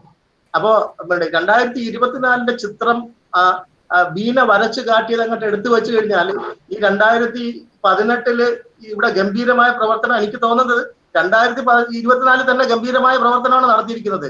സാർ പറഞ്ഞ കണക്ക് ഫോറിൻ നിന്നൊക്കെ പൈസ കൊണ്ടുവരികയും എല്ലാം കൃത്യമായിട്ടുള്ള വളരെ രീതിയിലേക്ക് കൃത്യമായി ചെയ്തുകൊണ്ടിരിക്കുകയാണ്. അപ്പൊ ഇനിയും വരാം, മുമ്പ് വന്നിട്ടുണ്ട്. ഇനി ജിയോളജി റെക്കോർഡ് പ്രകാരം അതിന് മുന്നിലും ഉണ്ടെന്ന് എനിക്ക് കൃത്യമായിട്ട് അറിയാൻ കഴിയുന്നുണ്ട്, മനസ്സിലാക്കാൻ പറ്റുന്നുണ്ട്. 24 ചിത്രം വളരെ വ്യക്തമായിട്ട് ഇപ്പൊ ഇവിടെ വരച്ചു കാട്ടപ്പെട്ടിട്ടുണ്ട്. നമ്മൾ 18 അനുഭവിച്ചറിഞ്ഞിട്ടുണ്ട്. ഇനിയും നമ്മൾ ഇതുപോലെ സിറ്റുവേഷൻസിലേക്ക് നമ്മൾ പ്രൊജക്ട് ചെയ്ത് വന്നിട്ട് ഇത്രയും കിടന്ന് കഷ്ടപ്പെടേണ്ട കാര്യമില്ല. നമ്മൾ ഇതിനെ ക്രോഡീകരിച്ച് തീർച്ചയായിട്ടും വ്യക്തമായ പ്ലാനുകളും വ്യക്തമായിട്ടുള്ള നിയമങ്ങളും നദിയിലേക്ക് കടന്നുകയറ്റങ്ങളും ഒക്കെ നമ്മൾ മാറ്റി കൊണ്ടുവന്നിട്ടില്ലെങ്കിൽ വെറുതെ നമ്മൾ അമൈസ് ചെയ്യുന്ന പൈസ നശിപ്പിക്കാമെന്നേ പറ്റത്തുള്ളൂ എന്നാണ് എനിക്ക് ബീനയുടെ ഒക്കെ ഈ വളരെ വിശദമായിട്ടുള്ള ഒരു വിശകലനത്തിൽ നിന്ന് മനസ്സിലാക്കാൻ പറ്റുന്നത്. ഞാൻ കൂടുതൽ സംസാരിക്കുന്നില്ല. ഏതെങ്കിലും അവസരങ്ങളിൽ ഞാൻ എന്റെ കിട്ടിയ അറിവുകൾ ഞാൻ പതിയെ ഷെയർ ചെയ്തു തരാം. Thank you very much. Sir, ഇത് നമ്മൾ ഈ പ്രോജക്റ്റ് ഇനി മുന്നോട്ട് കൊണ്ടുപോകുമ്പോ എങ്ങനെയാ വേണം? 24 പ്രളയം, 2018 പ്രളയവും, അപ്പോൾ 24 പ്രളയത്തെ എങ്ങനെ ഈ ഭൂമിശാസ്ത്രപരമായ ഒരു വിലയിരുത്തൽ നടത്തുന്ന സമയത്ത്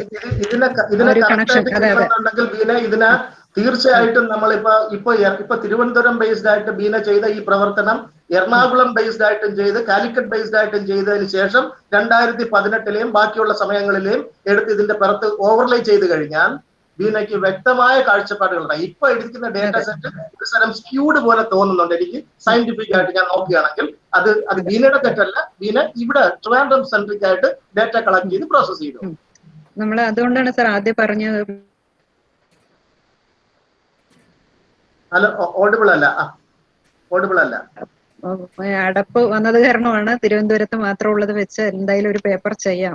അപ്പൊ ഇനി കിട്ടുന്ന നിർദ്ദേശങ്ങൾ അനുസരിച്ച് ബാക്കിയുള്ള ആർക്കൈവ്സ് സന്ദർശിക്കുമ്പോൾ അത് ഏത് രീതിയിൽ നമ്മൾക്ക് മുന്നോട്ട് കൊണ്ടുപോകാൻ പറ്റുന്നുള്ളൊരു ധാരണയും കൂടെ കിട്ടുമല്ലോ എന്നുള്ളൊരു ധൈര്യത്തിലാണ് സാർ ഞാനിപ്പോ ഇത് പേപ്പർ ചെയ്യാന്ന് സാറിന്റെ അടുത്ത് സംസാരിച്ച് തീരുമാനമാക്കിയത്.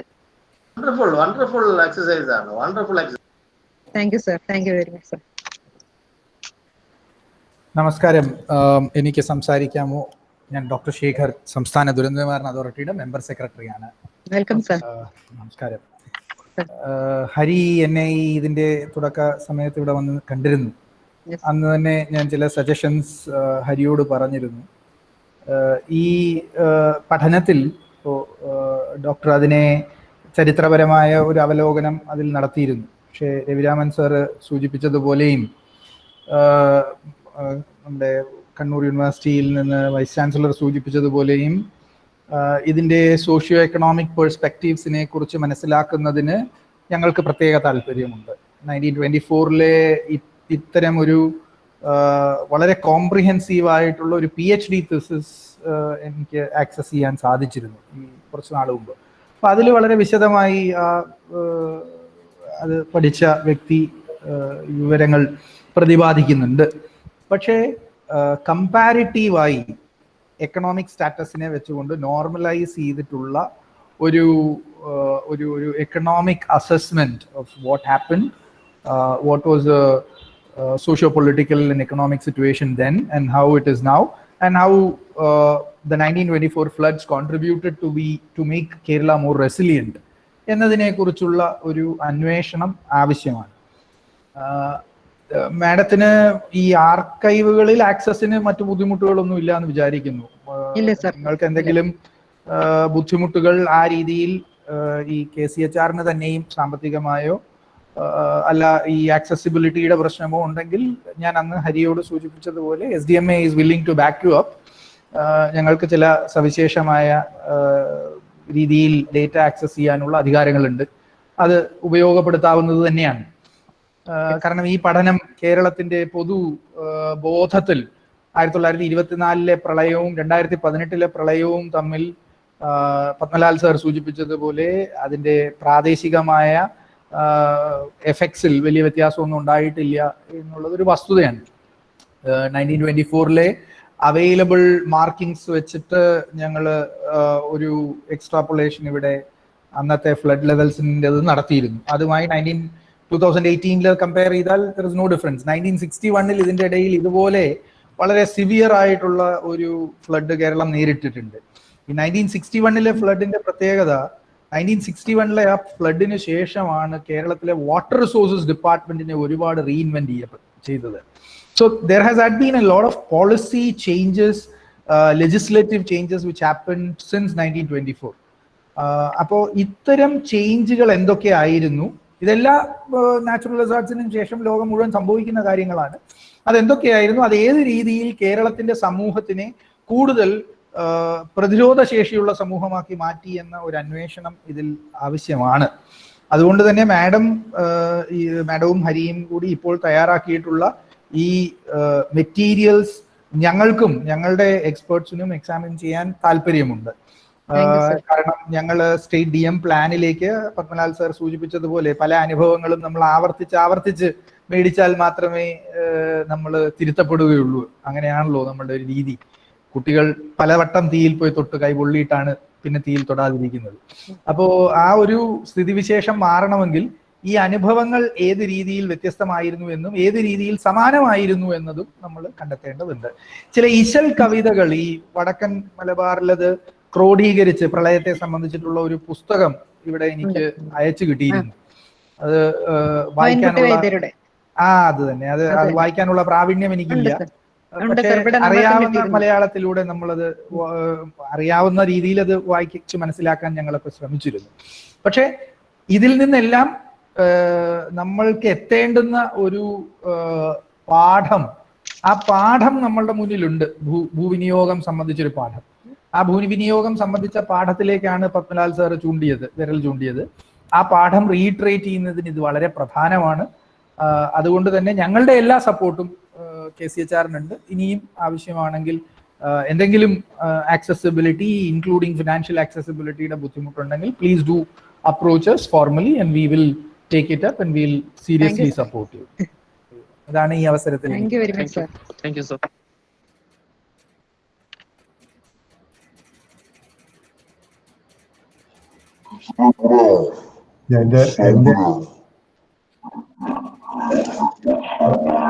പേഴ്സണലായിട്ട് എന്റെ നമസ്കാരം.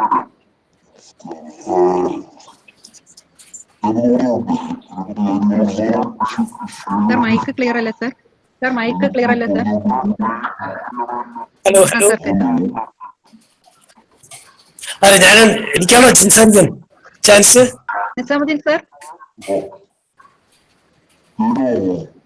സർ മൈക്ക്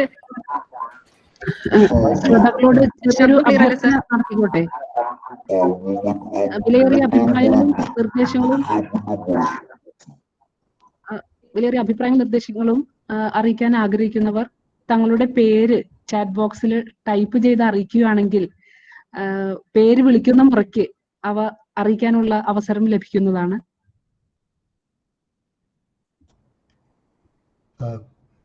ഡോക്ടർ നിസാമുദ്ദീന്റെ ഫോണിന് എന്തോ കുഴപ്പം?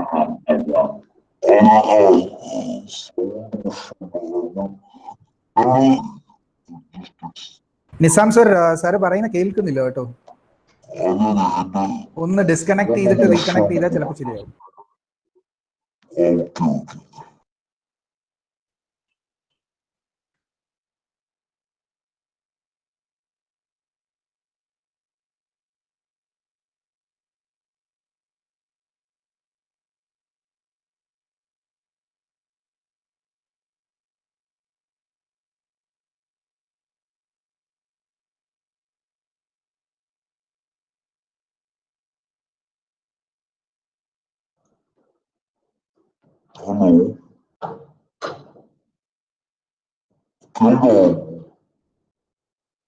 ഇല്ല സർ, ഇപ്പോഴും വളരെ ഹമ്മിങ് ഹൗളിംഗ് സൗണ്ടിലാണ്. ഹെഡ്സെറ്റ് വേണ്ടി വരുമായിരിക്കും. വോയിസ് ക്ലിയർ അല്ല.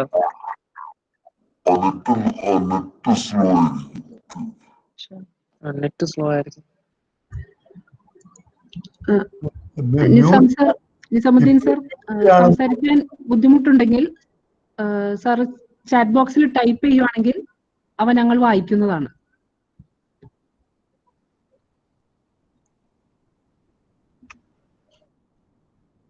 വേറെ ആർക്കെങ്കിലും എന്തെങ്കിലും പറയാനുണ്ടോ എന്നുള്ളത് ചോദിക്കുക.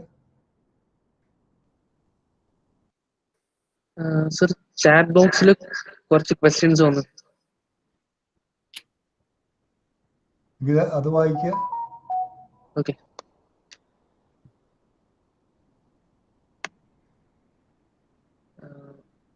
ചാറ്റ് ബോക്സിൽ വന്ന ചോദ്യങ്ങൾ ചോദിക്കുകയല്ല. എന്ത്? ഓക്കെ. ജി ശ്രീകുമാർ ചോദിക്കാം. In the absence of Anjal and limited telephone network, how was the communication possible? Sir, actually, ഈ കത്തുകളും ഇത് കൈമാറപ്പെടുന്നത് ഈ എന്താ പറയാ ആൾക്കാര്, അഞ്ചലോട്ടക്കാരെന്ന് പറഞ്ഞ ആൾക്കാരുണ്ടായിരുന്നു.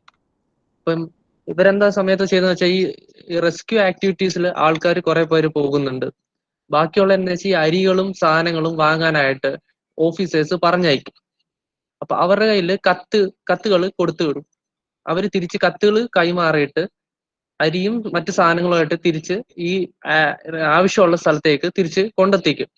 അപ്പൊ ഇവർക്ക് ഒരു ലെറ്ററിൽ പറയുന്നത് വെച്ച് കഴിഞ്ഞാൽ ഇത്രയും വർക്ക് ചെയ്യുന്നവർക്ക് 20 പൈസയോളം കൂട്ടിക്കൊടുക്കണം ഇവരുടെ സാലറി എന്ന് പറയുന്ന ഒരു കത്തിൽ പറയുന്നുണ്ട്.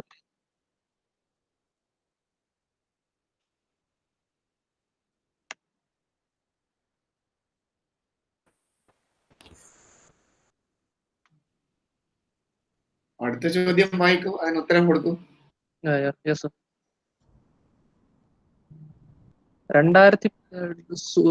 സുഖദൻ നാരായൺ 2018 വിദേശ സഹായം തടസ്സപ്പെടുത്തി പണ്ട് വിദേശ സഹായം സ്വീകരിച്ചു എന്ന പരാമർശം കേട്ടു. അന്ന് വിദേശികളാണ് ഭരിച്ചത് എന്ന് മറന്നതാണോ? അതിന് മതിയായ ഉത്തരം എങ്ങനെ തരണമെന്ന് അറിയില്ല. അതിൽ കണ്ടിരുന്ന റിപ്പോർട്ടാണ് നമ്മൾ പറഞ്ഞിട്ടുണ്ടായിരുന്നത്. ഇപ്പം വിദേശികൾ ദിവാൻ പേഷ്കാർ എന്നൊക്കെ പറയുന്നുണ്ട്. ഇപ്പം വിദേശികളാണ് ഭരിച്ചിരുന്നത് എന്നതൊന്നും കണ്ടതായിട്ട് ഓർക്കുന്നില്ല സർ. തുടക്കക്കാരുടെ പിഴവാണെന്ന് ആണെങ്കിൽ പറയാം. ക്ഷമിക്കണം സാർ, മതിയായ ഉത്തരമായില്ലെങ്കിൽ. Michael Tharan sir. ഇല്ല, തിരുവിതാംകൂർ ബ്രിട്ടീഷ് ഇന്ത്യയുടെ ഭാഗമായിരുന്നില്ല എന്നുള്ളതൊരു വാസ്തവമാണ്. എങ്കിലും ബ്രിട്ടീഷ് ആധിപത്യത്തിന് കീഴിലുണ്ടായിരുന്ന ഒരു നാട്ടുരാജ്യമായിരുന്നു തിരുവിതാംകൂറും കൊച്ചിയും. അതുകൊണ്ട് ഈ പ്രദേശത്ത് വിദേശീയ കൊളോണിയൽ സ്വാധീനം ഉണ്ടായിരുന്നു കാണാൻ സാധ്യത വളരെ കൂടുതലാണ്. കൂടുതലെന്നല്ല, അത് തീർച്ചയായിട്ടും ഉണ്ടായിരുന്നു എന്നുള്ളത് ആർക്കും നിഷേധിക്കാനാവില്ല. പിന്നെ വിദേശത്തു നിന്നുള്ള പണമാണോ സ്വദേശത്തു നിന്നുള്ള പണം മാത്രമാണോ ഉപയോഗിച്ചത് ഇല്ല എന്നുള്ളത് ഒരു ചരിത്രകാരൻ്റെ ഗവേഷണത്തിൽ കിട്ടുന്ന വിവരം അവതരിപ്പിക്കുക എന്നുള്ളതാണല്ലോ. അയാൾ കിട്ടുന്ന വിവരം ഇവിടെ അവതരിപ്പിക്കാനായിട്ടുള്ളൊരു ശ്രമമാണ് നടന്നതെന്നാണ് ഞാൻ മനസ്സിലാക്കുന്നത്. അല്ലാതെ അയാൾ ഇതാണ് ശരി മറ്റേത് തെറ്റാണ് എന്ന് നിങ്ങളുടെ പഠനത്തിൽ പറഞ്ഞെങ്കിൽ അതേക്കുറിച്ച് തർക്കമുണ്ടാകാം. ഇതിപ്പോ ഉണ്ടായ നിങ്ങൾ കണ്ട കാര്യങ്ങൾ നിങ്ങൾ പറഞ്ഞു എന്നുള്ളത് മാത്രം. ശരി, അടുത്ത ചോദ്യത്തിലേക്ക് പോകാൻ നമുക്ക്. ഈ സമയം പോകാതെ കഴിയുന്നത്ര ചോദ്യങ്ങൾ അക്കോമഡേറ്റ് ചെയ്യുകയും അതിന് ഉത്തരങ്ങൾ ചെയ്തു, ഉത്തരങ്ങളല്ല അതുമായിട്ടുള്ള ചർച്ചകൾ തുടരുകയും ചെയ്യുകയായിരിക്കും നല്ലത്. Can I ask a question? Can I ask a question? Please continue. ഞാൻ സുജിത്ത് ആണ്. ഇപ്പോൾ ഡൽഹിയിലാണ് ജയനിൽ വർക്ക് ചെയ്യുന്നത്. നല്ല പ്രസന്റേഷൻ ആയിരുന്നു. ഒരുപാട് വസ്തുതാപരമായിട്ടുള്ള ഒരുപാട് കാര്യങ്ങൾ ഉണ്ടായിരുന്നു. But few things. First of all, when you are presenting it as A work paper, am I audible? കേൾക്കുന്നുണ്ട്? ക്ലിയർ ആണ്. when you're presenting it as a working paper, there is a certain things. One is, how you are going to place it within the larger. That is a comparison from the recent flood as well as the historical ആണെങ്കിലും അതിനൊരു frame work എന്താണെന്നുള്ളത്. ഇപ്പൊ ഉദാഹരണമായിട്ട് എനിക്ക് മുന്നേ നേരത്തെ സംസാരിച്ച ദുരന്ത നിവാരണ സേനയിലെ അദ്ദേഹം പറഞ്ഞൊരു കാര്യമുണ്ട്, ഒരു പൊതുബോധം എന്നുള്ളൊരു വാക്കുണ്ടായിരുന്നു. അപ്പൊ പിന്നെ നിങ്ങളുടെ പ്രസന്റേഷനിലും പലപ്പോഴും വന്നിട്ടുള്ള ഒരു കാര്യം എന്ന് പറഞ്ഞു കഴിഞ്ഞാൽ ഭക്ഷണത്തിനും അല്ലെങ്കിൽ മറ്റുള്ള സാമ്പത്തികപരമായ സഹായം ചെയ്യുന്നു, അല്ലെങ്കിൽ നാട്ടുകാരെങ്ങനെ ഇടപെട്ടു, ഇങ്ങനെ ഒരുപാട് സാധനങ്ങൾ അതിനകത്ത് ഈ പ്രസന്റേഷനിൽ വരുന്നുണ്ട്. അപ്പൊ ഇതിപ്പോ ഈ പ്രസന്റേഷൻ വന്നത് ഒരു വസ്തുതകളുടെ ഒരു വിവരണം, ഒരു ഹിസ്റ്റോറിക്കൽ എന്ന പ്രസന്റേഷൻ ഓഫ് ദ ഫാക്ട് എന്നുള്ള ഒരു രീതിയിലേക്ക് മാറിയിട്ടുണ്ട്. അതിനപ്പുറത്തേക്ക് ഈ ഒരു വസ്തുക്കൾ എങ്ങനെ കൊണ്ടുപോകും നമ്മൾ? ഇപ്പൊ ആ ഒരു ഹിസ്റ്റോറിക്കലായിട്ടുള്ള ഫ്ലഡ് എന്നുള്ള എന്ത് പാഠമാണ് അല്ലെങ്കിൽ ഒരു ഹിസ്റ്റോറിയൻ എന്നുള്ള നിലക്ക് നിങ്ങൾക്ക് സമൂഹത്തിലേക്ക് മുന്നോട്ട് കൊണ്ടുവെക്കാൻ പറ്റുന്നത്? ഉദാഹരണത്തിന് ആ സമയത്ത് ഒരു പൊതുബോധം എങ്ങനെയാണ് ഈ ഒരു ആർക്കൈവ്സിലൂടെ നമുക്ക് മനസ്സിലാക്കാൻ വേണ്ടി പറ്റുന്നത്? അങ്ങനെ ഒരു കാര്യം. അല്ലെങ്കിൽ പൊതുബോധത്തിലെ ഒരു മാനവികത എന്നുള്ളൊരു ഇത് എങ്ങനെയാണ് അതിലൂടെ നമുക്ക് മനസ്സിലാക്കാൻ വേണ്ടി പറ്റും? കാരണം ഈ ഒരു അടുത്ത കാലത്ത് വന്ന ഫ്ലഡുകളിൽ നമ്മൾ ഏറ്റവും കൂടുതൽ ചർച്ച ചെയ്യപ്പെട്ടതും ഒരുപക്ഷെ ആ ഒരു മാനവികത എന്നുള്ളൊരു ക്വസ്റ്റ്യനിലേക്കായിരിക്കും, അല്ലെങ്കിൽ ബീയിങ് എന്നുള്ളൊരു ഇതിലേക്കായിരിക്കും. അപ്പൊ അങ്ങനെ വല്ല സാധനങ്ങൾ നമുക്ക് പഠിക്കാൻ വേണ്ടി പറ്റുന്നുണ്ടോ, അല്ലെങ്കിൽ ഒരു അനാലിറ്റിക്കൽ പോസിബിലിറ്റീസ് ഉണ്ടാവും? രണ്ടാമത്തെ ഒരു സാധനം എന്ന് പറഞ്ഞാൽ ഈ പൊതുബോധത്തിൽ നിന്ന് അപ്പുറത്തുള്ള ഒരു ഡിസാസ്റ്റർ മാനേജ്മെന്റ് എങ്ങനെ നടക്കുന്നത്, അതായത് കമ്മ്യൂണിക്കേഷൻ അതുപോലെയുള്ള പിന്നെ മറ്റുള്ള ഒരു മാനേജ്മെന്റ് ഏതൊക്കെ രീതിയിലാണ് ഈ പറയുന്ന രേഖകൾ മുന്നോട്ട് വെക്കുന്നത്? അത് നമ്മളൊരു ഇന്റർപ്രിട്ടേഷൻ കൊണ്ട് മാത്രമേ അത് അതിനകത്ത് ഒളിഞ്ഞെടുക്കുന്നുണ്ടാവും. അപ്പൊ അത് നമുക്ക് എങ്ങനെ മുന്നോട്ട് കൊണ്ടുവരാൻ വേണ്ടി പറ്റും എന്നുള്ള ഒരു അനാലിറ്റിക്കൽ സാധനം വരും. എനിക്ക് തോന്നുന്നു പറഞ്ഞാൽ ഒരു പക്ഷേ ഈ വസ്തുതകളെല്ലാം നമ്മൾ ഇവന്റ് ഹിസ്റ്ററി എന്നുള്ള ഒരു അനാലിസിന്റെ ഒരു പാരഡൈം എടുത്ത് പഠിക്കുകയാണെങ്കിൽ കുറച്ചും കൂടി നന്നാവുമെന്ന് എനിക്ക് തോന്നുന്നു. അതായത് ജിൻസ്ബർഗും അതുപോലെ തന്നെ ബ്രദേലും മറ്റവരുടെയൊക്കെ ഒരുപാട് പഠനങ്ങളുണ്ട് ഈ ഒരു ലോങ് ഡ്യൂറയിൽ എങ്ങനെ ഇങ്ങനത്തെ സാധനം. അപ്പൊ ഈ ഒരു ഇവന്റ് കേരള സൊസൈറ്റിയിൽ ഏതൊക്കെ തരത്തിലുള്ള ഒരു പരിപ്രേക്ഷ്യങ്ങളാണ് ഉണ്ടാക്കിയിട്ടുള്ളത്, അതെങ്ങനെയാണ് ഈ ഒരു റെക്കോർഡുകളിൽ നിന്ന് ഈ ഒരു ആർക്കൈവൽ സോഴ്സസ് നിന്ന് പഠിക്കാൻ വേണ്ടി പറ്റുന്നുള്ളത് നമ്മളൊരു അനാലിറ്റിക്കൽ ഫ്രെയിം വെച്ചിട്ട് അറിയാവുന്നതാണ്. ഇവൻ അതല്ലെങ്കിൽ കൂടിയും സ്റ്റുവർട്ട് ഹോളിന്റെ കൺജങ്ചർ എന്നുള്ളൊരു സാധനം, എങ്ങനെയാണ് ചില ഇവന്റുകൾ നമ്മളുടെ ഒരു പരിപ്രേക്ഷ്യത്തെ രൂപപ്പെടുത്തുന്നത് എന്നുള്ളത്, അതിന് വളരെ എനിക്ക് തോന്നുന്നു കുറച്ചും കൂടി ഒരു അനാലിറ്റിക്കൽ സാധനങ്ങൾ ഈ പഠനത്തിൽ കൊണ്ടുവരേണ്ടതുണ്ട്. പിന്നെ എൻ്റെ ഒരു പേഴ്സണൽ ഒരു ഇതിൽ വെച്ച് ഞാൻ നോക്കുമ്പോൾ എന്ന് പറഞ്ഞു കഴിഞ്ഞാൽ എനിക്ക് തോന്നുന്നു മുമ്പ് ഞാൻ വേറൊരു പ്രസന്റേഷനിൽ ശ്രദ്ധിച്ച വിഷ്വൽസിനെ കുറിച്ചുള്ള ഒരുപാട് പ്രസന്റേഷൻ ഈ ആർക്കൈവ്സുമായിട്ട് ബന്ധപ്പെട്ടിട്ടെന്ന് നിങ്ങൾ പറഞ്ഞിട്ടുണ്ടായിരുന്നു. അപ്പൊ ഈ ഒരു ആർക്കൈവ്സ് നോക്കുന്ന സമയത്ത് എന്തെങ്കിലും അങ്ങനത്തെ റെക്കോർഡ്സ് എന്തെങ്കിലും നിങ്ങൾക്ക് കിട്ടിയിട്ടുണ്ടോ? അതിനെ കുറിച്ചിട്ടുള്ള എന്തെങ്കിലും കിട്ടിയിട്ടുണ്ടോ എന്ന് കൂടി ഒന്ന് അറിഞ്ഞാൽ കൊള്ളാമെന്നുണ്ട്. സാർ, വിഷ്വൽസ് എന്ന് പറയുന്നത് നമുക്കിപ്പോൾ അവിടെ കിട്ടിയിരിക്കുന്നതിൽ ഒരു മാപ്പ് മാത്രമാണ് അതിലുള്ളത്, പിന്നെ മുഴുവൻ ഈ കത്തിടപാടുകളാണ്.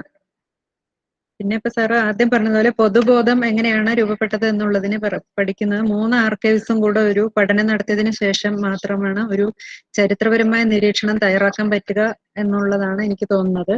അപ്പൊ അതെന്തായാലും സാറിന്റെ ഒരു നിർദ്ദേശം നമ്മൾ സ്വീകരിച്ചിട്ടുണ്ട്. ഇനി എങ്ങനെ മുന്നോട്ട് പോകണമെന്ന് ചെയർമാനും ഡയറക്ടറും എല്ലാവരും കൂടെ ആയിരുന്നു നമ്മൾ തീരുമാനിച്ചെടുക്കാം sir. Thank you sir. Doctor Beena, ഒരേ ഒരു വിഷയം ഒന്ന് സൂചിപ്പിച്ചു കൊള്ളട്ടെ. ഞാൻ ഡോക്ടർ ശേഖറാണ്. നമ്മൾക്ക് ഈ നിങ്ങളുടെ പഠനത്തിന് അക്കാദമികമായ ഒരു മൂല്യത്തിനപ്പുറമുള്ള റിലവൻസ് ഉണ്ട്. അത് നമ്മളുടെ ചരിത്ര ഗവേഷകർ പൊതുവിൽ കാണുന്നതിനപ്പുറം വലിയ ഒരു മൂല്യം ഈ പഠനത്തിനുണ്ട്. ആ മൂല്യം ഉള്ളത് കൊണ്ട് തന്നെ KCHR-നോട് എനിക്കുള്ള അഭ്യർത്ഥന, ഈ പഠനത്തെ കൂടുതൽ സമഗ്രതയിൽ മുന്നോട്ട് കൊണ്ടുപോകുന്നതിന് അതിൽ സാധിക്കുമെങ്കിൽ പത്മലാൽ സാറിന്റെ കൂടി ഇടപെടലോടുകൂടി സ്ട്രാറ്റിഗ്രഫിയെ കൂടി പഠിച്ചുകൊണ്ട് കാര്യങ്ങളെ കോറിലേറ്റ് ചെയ്യുന്നതിനുള്ള ഒരു സാധ്യത കൂടി പരിഗണിച്ചുകൊണ്ട് ഇതൊരു ലാർജർ ക്യാൻവാസിലുള്ള പ്രൊജക്റ്റിലേക്ക് കൺവേർട്ട് ചെയ്യുന്നത് ഉചിതമായിരിക്കും. ഞാൻ വീണ്ടും ആ വിഷയത്തിൽ പറയുന്നു, സാമ്പത്തികമായ പരിമിതികൾ നിങ്ങൾക്ക് അതിനൊരു തടസ്സമാകരുത്, ആകില്ല. അത് ഞങ്ങൾക്ക് ബാക്കപ്പ് ചെയ്യാൻ പറ്റും, നിങ്ങളെ സഹായിക്കാൻ പറ്റും. അപ്പോൾ ആ സാഹചര്യം കൂടി പരിഗണിക്കണം എന്ന് KCHR-നോടും കൂടി ഒരു അഭ്യർത്ഥനയുണ്ട്. ഞാനൊന്ന് സംസാരിച്ചോട്ടെ? ബീന, എല്ലാവർക്കും നമസ്കാരം. എൻ്റെ പേര് സുനീഷ് എന്നാണ്. ഞാൻ നേരത്തെ ഈ പ്രോജക്റ്റുമായി ബന്ധപ്പെട്ട് കുറച്ച് വർക്ക് ചെയ്യുന്നു. KCHR അക്കാദമിക് കോർഡിനേറ്റർ ആയിരുന്ന കാലത്ത്. എനിക്ക് ഇപ്പം ശേഖർ സാർ നേരത്തെ നിങ്ങളിപ്പോൾ ഡിസ്കഷനിൽ എല്ലാവരും പറഞ്ഞ പോലെ ആർക്കൈവ്സ് കേന്ദ്രീകരിച്ചുകൊണ്ടുള്ള ഡാറ്റ കളക്ഷൻ മാത്രമാണ് നിങ്ങൾ എല്ലാവരും പറഞ്ഞത്. നമ്മൾ വിട്ടുപോയ ഒരു സംഗതി ഉള്ളത്, മൂന്നാറിൽ KDHPയുടെ കസ്റ്റഡിയിലുള്ള ഒരു വലിയ റിപ്പോസിറ്ററി ഉണ്ട്. ആ റിപ്പോസിറ്ററിക്ക് നമുക്ക് ആക്സസ് ഇല്ല, ഡയറക്റ്റ് ആക്സസ് ഇല്ല. ഇപ്പോൾ ശേഖർ സാർ പറഞ്ഞിരുന്നല്ലോ ചില റൈറ്റ്സ് ആൻഡ് പ്രിവിലേജസ് അവർക്കായിട്ടുണ്ട് എന്ന്. ആ റൈറ്റ്സ് ആൻഡ് പ്രിവിലേജസ് ഉപയോഗിച്ചുകൊണ്ട് നമുക്ക് ഡാറ്റ ഈ തരത്തിൽ കളക്ട് ചെയ്യാൻ പറ്റുമെന്നെങ്കിൽ അത് വലിയൊരു കാര്യമായിരിക്കും. കാരണം ഈ ഫ്ലഡുമായി ബന്ധപ്പെട്ട് ഒരുപാട് അവരുടെ മ്യൂസിയത്തിൽ തന്നെ ഡിസ്പ്ലേയിലുള്ള ഇമേജസ് നോക്കിയാൽ തന്നെ നമുക്കറിയാം ഒരുപാട് കമ്മ്യൂണിക്കേറ്റ് ചെയ്യുന്ന ഒരുപാട് ഇമേജസ് ഉണ്ട്, ഒരുപാട് ഡാറ്റ അവരുടെ കയ്യിൽ തന്നെയുണ്ട്. അത് പക്ഷേ അവർ നമ്മൾ ചെന്ന് റിസർച്ച് സ്കോളർ ആയ സമയത്ത് ഞാനിത് പോയി ചോദിച്ചിരുന്നു. അപ്പോൾ അവർ പറയുന്നത് MDക്ക് നിങ്ങൾ മെയിൽ അയക്കാനാവും. നമുക്ക് റെസ്പോണ്ട് ചെയ്യാത്ത എത്രയോ മെയിലുകളുണ്ട്, നമ്മൾ അയച്ചിട്ടും കാര്യമൊന്നുമില്ല, അവർ റെസ്പോണ്ട് ചെയ്യത്തില്ല, അത് നമുക്ക് ആക്സസ് ഇല്ല. അപ്പോൾ ആ ഡാറ്റ നമുക്ക് ആക്സസ് ചെയ്യാൻ കഴിഞ്ഞാൽ ഒരുപക്ഷെ ഒരു വലിയ ബ്രേക്ക് ത്രൂ ആവാനുള്ള സാധ്യത നമ്മുടെ മുമ്പിലുണ്ട്. ഈ റീജിയണൽ ആർക്കൈവ്സ് കൺസൾട്ട് ചെയ്യുന്നതിനോടൊപ്പം അതും കൂടി ആക്സസ് ചെയ്യാൻ മതി. നേരത്തെ ഈ നമുക്ക് മുമ്പിൽ അവതരിപ്പിച്ച റിപ്പോർട്ടിൻ്റെ അകത്ത് ഈ മൂന്നാറിനെ പറ്റിയുള്ള 2-3 പരാമർശങ്ങളെ ഞാൻ കണ്ടുള്ളൂ. പക്ഷേ വാനിഷ് ചെയ്തു പോയ ഒരു സ്ഥലം എന്ന നിലയ്ക്ക് ഒരുപാട് ഡാറ്റ അവരുടെ കയ്യിലുണ്ട്, അത് നമുക്ക് ആക്സസ് ചെയ്യാൻ കഴിയും. അത് ശേഖർ സാറിൻ്റെ ഒക്കെ ഇടപെടൽ ഒരു പക്ഷേ ഉപകരിക്കുമെന്ന് എനിക്ക് തോന്നുന്നു.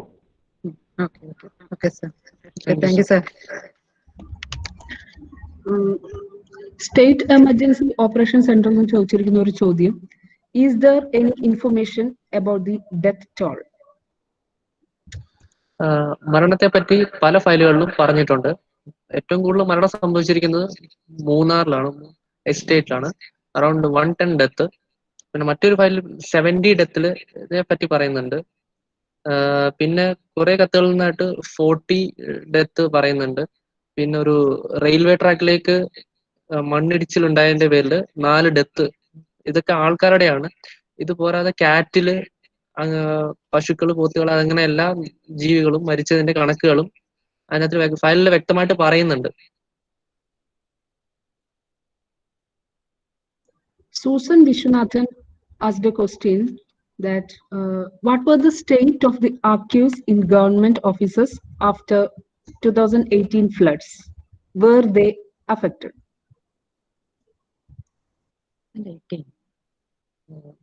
ഈ 2018 ഫ്ലഡ്സ് ട്രിവാൻഡ്രത്ത് വലുതായിട്ട് അഫക്ട് ചെയ്തിട്ടില്ല. സോ ഡേറ്റാസ് അങ്ങനെ ഫയൽസ് എല്ലാം സേഫ് ആയിരുന്നു, പ്രശ്നം ഉണ്ടായിട്ടില്ല. എങ്ങും തന്നെ ഉള്ളതായി ഡിസാസ്റ്റർ മാനേജ്മെന്റ് അതോറിറ്റിക്ക് അറിയില്ല. അങ്ങനെ ഉള്ളതെല്ലാം ഞങ്ങൾ കോമ്പൻസേറ്റ് ചെയ്തിട്ടുണ്ട്. അതുകൊണ്ട് ഈ ആർക്കൈവ്സ് വകുപ്പിൽ നിന്ന് രേഖാമൂലം യാതൊരു റിക്വസ്റ്റും വന്നിട്ടില്ല ലോസ് സംബന്ധിച്ച്. പക്ഷേ ലോക്കൽ ലെവൽ പഞ്ചായത്തിലൊക്കെ ഉള്ള കുറെ റെക്കോർഡ്സ്, വില്ലേജ് ലെവൽ റെക്കോർഡ്സ് പല സ്ഥലത്തും നഷ്ടപ്പെട്ടിട്ടില്ലേ?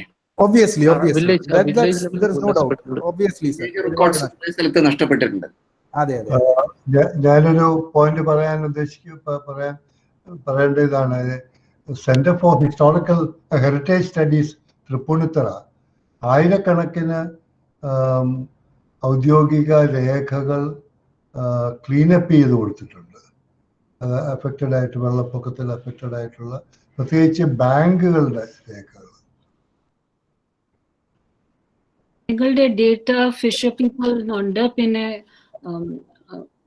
also for agriculturists. So Central Travancore you have data for agriculturists, and for Trivandrum you have data for fisher people.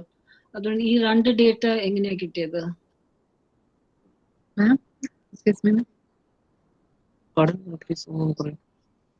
ട്രിവാൻഡ്രത്തുനിന്ന് Fisher പീപ്പിളുടെ ഡേറ്റയാ, പക്ഷേ സെൻട്രൽ ട്രാവൻകോർ അഗ്രികൾച്ചറിന്റെ ഡേറ്റ, ഈ രണ്ട് ഡേറ്റ എങ്ങനെയാ കിട്ടിയത്? ഓക്കെ, ആക്ച്വലി ഫിഷർമാന്റെ ഡേറ്റ ഈ നമ്മുടെ ആർക്കൈവ്സിലെ ഇതില് ഫയൽസിൽ പറഞ്ഞിട്ടുണ്ടായിരുന്നു. അത് ഒരു പ്രസ് നോട്ടില് ലൈക് ദ ഫിഷർമെൻ അവർ ആക്ച്വലി സ്റ്റാർവിംഗ് ടു ഡെത്ത് എന്നൊരു വാക്കായിരുന്നു യൂസ് ചെയ്യുന്നത്. അപ്പൊ അവർക്ക് റൈസും മറ്റുള്ള സൗകര്യങ്ങളും പ്രൊവൈഡ് ചെയ്യണം എന്ന് പറഞ്ഞിട്ടൊരു പ്രസ് നോട്ടിൽ ഒരു ജസ്റ്റ് ഒരു സെന്റൻസ് ആണ്.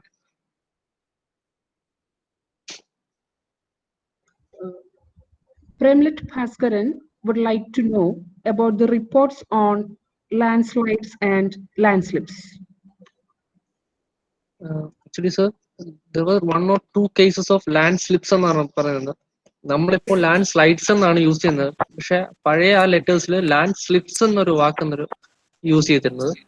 അപ്പൊ അതിലൊരു 2 ഫയൽസിൽ ജസ്റ്റ് 1 or 2 സെന്റൻസ് ഇങ്ങനെ പറഞ്ഞു പോയിട്ടുണ്ട്.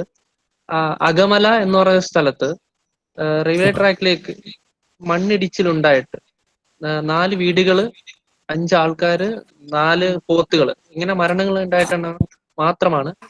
പിന്നെ മലയോര പ്രദേശങ്ങളിൽ മണ്ണിടിച്ചിലുണ്ടായി മരണങ്ങൾ അത് ഉണ്ടായിട്ടുണ്ടെന്ന് മാത്രമാണ്. ഈ 2 കാര്യങ്ങൾ മാത്രമാണ് ഫയൽ വായിച്ചതെന്ന് എനിക്ക് വ്യക്തമായത്. ഇത്രയും സ്റ്റഡിയിൽ ഇത് 2 സ്ഥലം മാത്രമേ സൂചിപ്പിച്ചിട്ടുള്ളൂ. 2 മണ്ണിടിച്ചിൽ എന്ന് പറയുന്നത് അത്രേ വന്നിട്ടുള്ളൂ സാർ. വേറൊന്നും അതുമായിട്ടുള്ള മരണവും ഒന്നും സൂചന കണ്ടില്ല. ഇല്ല.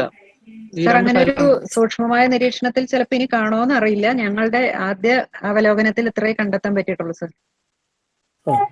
പിന്നീട് ഒന്നുകൂടെ സൂചിപ്പിക്കുകയാണ്, നമ്മൾ ആ ഒരു ടാറ്റ ഇൻസ്റ്റിറ്റ്യൂട്ട്, ടാറ്റ ടീ ഉണ്ടല്ലോ മൂന്നാറിൽ, അവർ ഒരുപാട് ഫോട്ടോസ് ഉണ്ട്. ഞാൻ അവിടുത്തെ മിക്കവാറും എല്ലാ ഹോട്ടലിലും ഒരു 5 ഫോട്ടോ വീതം ആ 24-ന്റെ ഫ്ലഡ് കണ്ടിരുന്നു. അപ്പൊ ടാറ്റ ടീ അവരെ സ്റ്റേറ്റുകാരുടെ കയ്യിൽ ഒരുവിധപ്പെട്ട ആ മൂന്നാറിനെ ബാധിച്ച മുഴുക്ക കാര്യങ്ങൾ, ആ ട്രെയിൻ ഒലിച്ചു പോകുന്നതും പാലം പോയ കംപ്ലീറ്റ് റെക്കോർഡ്സും അവരുടെ കയ്യിലുണ്ട്, ഇമേജസ്. അവരുടെ ഒരു ഡോക്യുമെന്ററി പ്രദർശിപ്പിക്കുന്നുണ്ട്. അതിൽ 24 വളരെ ഭംഗിയായിട്ട് റിപ്പോർട്ട് ചെയ്യുന്നുണ്ട്. അപ്പൊ കുറച്ച് വിഷ്വൽസ് അവിടുന്ന് ആകാം. അപ്പൊ ഞാൻ ചോദിച്ചത്, അപ്പം ഈ ഉരുൾപൊട്ടൽ ആകെ 2 സ്ഥലത്ത് മാത്രമേ റിപ്പോർട്ട് ചെയ്തിട്ടുള്ളൂ. അത് സാർ തിരുവിതാംകൂറിലെ ഫയലുകളിൽ മാത്രമാണ് സാർ. നമ്മള് കൊച്ചിയും പോയിട്ടില്ല. ഈ എത്ര ജില്ലകളെ ബാധിച്ചു, എത്ര ദിവസം ഈ വെള്ളം ഇങ്ങനെ നിന്നു എല്ലാം സൂചനയുണ്ടോ? 3 ദിവസത്തെ കണക്കാണ് സാർ പറയുന്നത്. ചില ഫയലുകളിൽ പറയുന്ന ഒരാഴ്ച ഉണ്ടെന്ന് പറയുന്നുണ്ട്. പക്ഷെ അത് പക്ഷേ തിരുവിതാംകൂർ ഈ ഒരു ഭാഗം തിരുവല്ല വരെയുള്ള ഒരു കണക്കാണ് ഏകദേശമൊക്കെ പറയാൻ പറ്റുക. ഇപ്പം പത്മലാൽ സാർ ആദ്യം പറഞ്ഞതുപോലെ അത് മറ്റ് 3 ആർക്കൈവ്സും കൂടെ ഒരുമിച്ച് ഒരു കമ്പൈൻ സ്റ്റഡി നടത്തുമ്പോൾ മാത്രമേ നമുക്ക് ഒരു യഥാർത്ഥ ഒരു റിപ്പോർട്ട് ഉണ്ടാക്കാൻ പറ്റുള്ളൂ. ഇതിപ്പോ ഒരു ഭാഗികം മാത്രമല്ലേ സാർ, ഒരു കാൽഭാഗം മാത്രമായിട്ടുള്ളൂ. അല്ല, നല്ല ശ്രമം നടത്തിയിട്ടുണ്ട്. ഞാൻ ഈ ഉരുൾപൊട്ടലിന്റെ പുറകെ 2018 നടന്നുകൊണ്ട് എനിക്കറിയാം ഇതൊരു നല്ല ജോലി ഇതിൽ നിർവഹിച്ചിട്ടുണ്ട്. Captain very good job. അപ്പൊ ബാക്കി കുറച്ച് നോക്കുക. എവിടെയെങ്കിലും വല്ല ഉരുൾപൊട്ടലോ മണ്ണിടിച്ചിലോ ഒക്കെ ഉണ്ടെങ്കിൽ എന്നെ ഒന്ന് സൂചിപ്പിക്കണേ, എന്നെ ഒന്ന് അറിയിക്കണേ. 24 എവിടെയെങ്കിലും ആർക്കൈവ്സ് കിട്ടണം. Okay, thank you. Haritha Venu ചോദിച്ചിരിക്കുന്നത്, do the fishermen have any role in the rescue operations during 1924 floods? അങ്ങനെ റെസ്ക്യൂ റോൾസ് ഇല്ല. അപ്പൊ അവര് ഇത് സ്റ്റാർവിങ് എന്നുള്ള ഇതിന്റെ പേരിൽ അവർക്ക് റൈസും സാധനങ്ങളും എത്തിക്കണം എന്നുള്ള പ്രസ് റിപ്പോർട്ട് മാത്രമാണ് പറഞ്ഞിരിക്കുന്നത്. ഇത് കൊല്ലത്തുള്ള ഫിഷർമെൻ ആണ്. നിസാമുദ്ദീൻ എ ചോദിച്ചിരിക്കുന്നത്, is there any details of the different communities affected? Communities എന്ന് പറയുമ്പോൾ ഈ റിലീഫ് ക്യാമ്പ്സിലാണ് ഈ കമ്മ്യൂണിറ്റി എന്ന് പറഞ്ഞ ഒരു ഭയങ്കരമായിട്ട് നമുക്ക് കാണാൻ സാധിക്കുന്നത്. അവിടെ കാസ്റ്റ് വൈസ് തന്നെ ഈവൻ ക്യാമ്പ്സ് ഉണ്ടായിരുന്നെന്നാ പറയുന്നത്. ഈവൻ ഒരു ചങ്ങനാശ്ശേരിയിൽ ഒരു റിലീഫ് ക്യാമ്പില് കാസ്റ്റിന്റെ ബേസിസിലായിരുന്നു ഇത് റിലീഫ് വർക്ക് ആളുകളെ പാർപ്പിച്ചിരുന്നു. പിന്നെ മറ്റൊരു ഫയലിൽ പറയുന്നത് പറഞ്ഞാൽ അമ്പലപ്പുഴ അമ്പലത്തിലേക്ക് ഹിന്ദുക്കളെ മാത്രമാണ് കയറ്റിയിരുന്നത്. ബാക്കി മറ്റുള്ള മതക്കാരെയും ഒന്നും കയറ്റിയിരുന്നില്ല. പിന്നെ അതുപോലെ പന്തളത്ത് കടക്കാട് മുസ്ലിം കമ്മ്യൂണിറ്റീസും ആലപ്പുഴ മുഹമ്മദിയൻ കമ്മ്യൂണിറ്റീസും അവർ പറയുന്നുണ്ട് അവരെല്ലാ ജാതി മത സംഘടന ആൾക്കാരെയും റിലീഫ് ആക്ടിവിറ്റീസിൽ അവർക്ക് ഫുഡ് നൽകുകയും ക്ലോത്ത്സ് നൽകുകയും ചെയ്തിട്ടുണ്ടെന്ന് അവർ പറയുന്നുണ്ട്.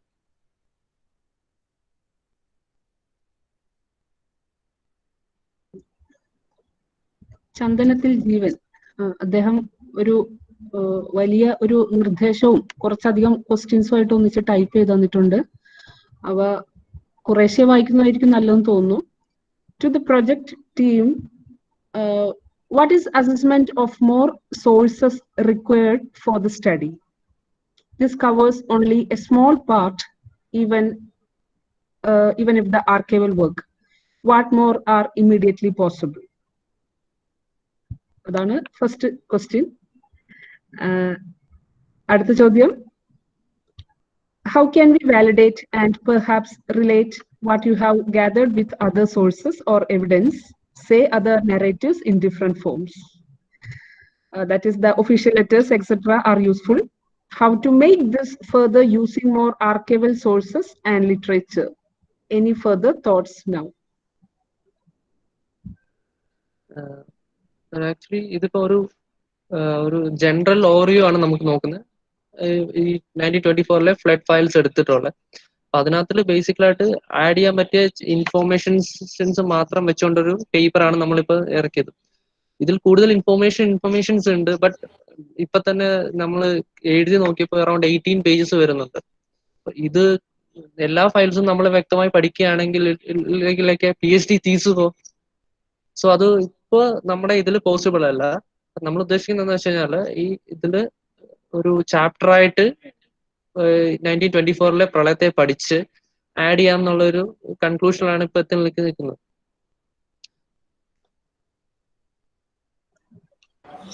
If you put up a proposal, we will fund you for that. Sir?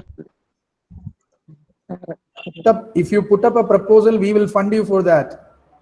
Do Sure, it sir. end to end, complete. വേറെ അത് ചെയർമാനും ഡയറക്ടറുമായിട്ട് ഡിസ്കസ് ചെയ്തിട്ട് എന്തെങ്കിലും ഒന്ന് തീരുമാനത്തിലെത്താം sir. Of course, sir, we will definitely put a proposal. From wherever or whichever source we get, we will tap it. Yeah, you should. I had offered this to Hari long back. There is one more question from Susan Vishwanathan. Does tsunami relief measures provide any comparison?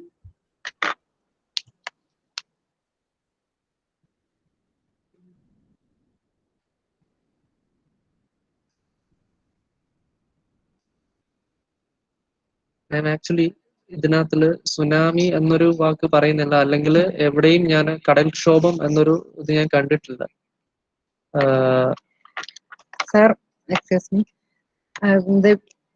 എറണാകുളത്തെ archives നോക്കുമ്പം കൂടുതൽ details കിട്ടുന്ന തന്നെയാണ് sir പ്രതീക്ഷ. ഇതിപ്പം തിരുവനന്തപുരത്ത് മാത്രമായതുകൊണ്ടാണ് നമ്മൾ ഇതിനെല്ലാം നിസ്സഹായരായിട്ടിരിക്കേണ്ടി വരുന്നത്.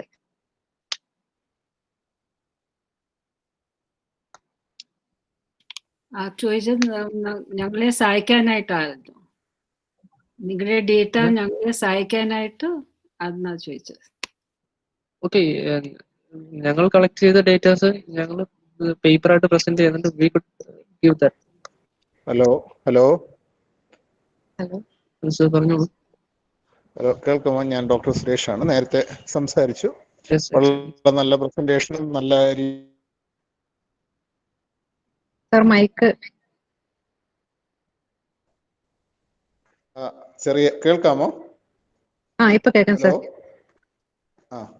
അതായത് ഈ കാലാവസ്ഥ മുന്നറിയിപ്പ് വല്ല നിർദ്ദേശവും കൊടുത്തിട്ടുള്ളതായിട്ട് വല്ല സൂചനകളും ഉണ്ടോ? അത് അങ്ങനെ ഒരു സംവിധാനം ഉണ്ടായിരുന്നോ? അങ്ങനെ വല്ല സർ, ഇത് അവർക്കൊരു തുടർ പ്രവൃത്തിയായിട്ടാണ് ഉണ്ടായിരുന്നത്. അതായത് എല്ലാ കാലവർഷവും കർക്കിടക മാസം ആയാൽ തന്നെ അതൊരു ദുരിതകാലമാണ് എന്നാണ്. പക്ഷെ 24-ല് കുറച്ച് കൂടുതൽ വെള്ളം വന്നു എന്നൊരു രീതിയിലാണ് അടയാളപ്പെടുത്തിയിരിക്കുന്നത്. മുന്നറിയിപ്പുകൾ കിട്ടിയതായിട്ട് അങ്ങനെ റെഡ് അലർട്ട് പോലെയുള്ള സംഭവങ്ങളൊന്നും അന്ന് ഇവിടെ നോക്കിയ രേഖകളിൽ കണ്ടിട്ടില്ല സർ.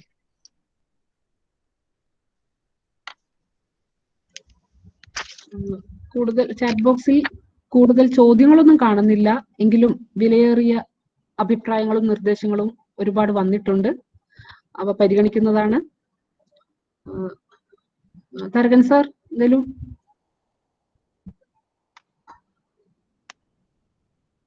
പറയാനുണ്ട്? സർ, ഒരു ചോദ്യം കൂടി വന്നിട്ടുണ്ട്. സംഗീത അവർ ചോദിച്ചിരിക്കുന്നത്, what is the significance of water bodies when such floods occur? Is such information available? ഞാൻ ഒരു ഫയൽ വായിച്ച എന്റെ ഓർമ്മയില് കല്ലടയുടെ ഇതിന്റെ കല്ലട ഒഴുകുന്ന അതിന്റെ ഒരു ഇത് മാറിയിട്ടുണ്ട്, ഗതി മാറിയിട്ടുണ്ടെന്ന് മാത്രം ഒരു ഫയലിൽ മാത്രം എന്റെ വായിച്ച ഓർമ്മ ഉള്ളത്. മറ്റുള്ള വാട്ടർ ബോഡീസ് എന്ന് പറഞ്ഞാൽ കൃത്യമായി ഓർമ്മയില്ല. വെള്ളം കയറി എന്ന് മാത്രം, അല്ലാണ്ട് ഇങ്ങനെ ഇത് മാറി എന്നുള്ളത്, കോഴ്സ് ഓഫ് റിവർ മാറി എന്നുള്ളത് ഒറ്റ കല്ലടയാർ എന്ന് ഐ തിങ്ക് ഇറ്റ്സ് കല്ലടയാർ, അതിൽ മാത്രമാണ് പറയുന്നത്.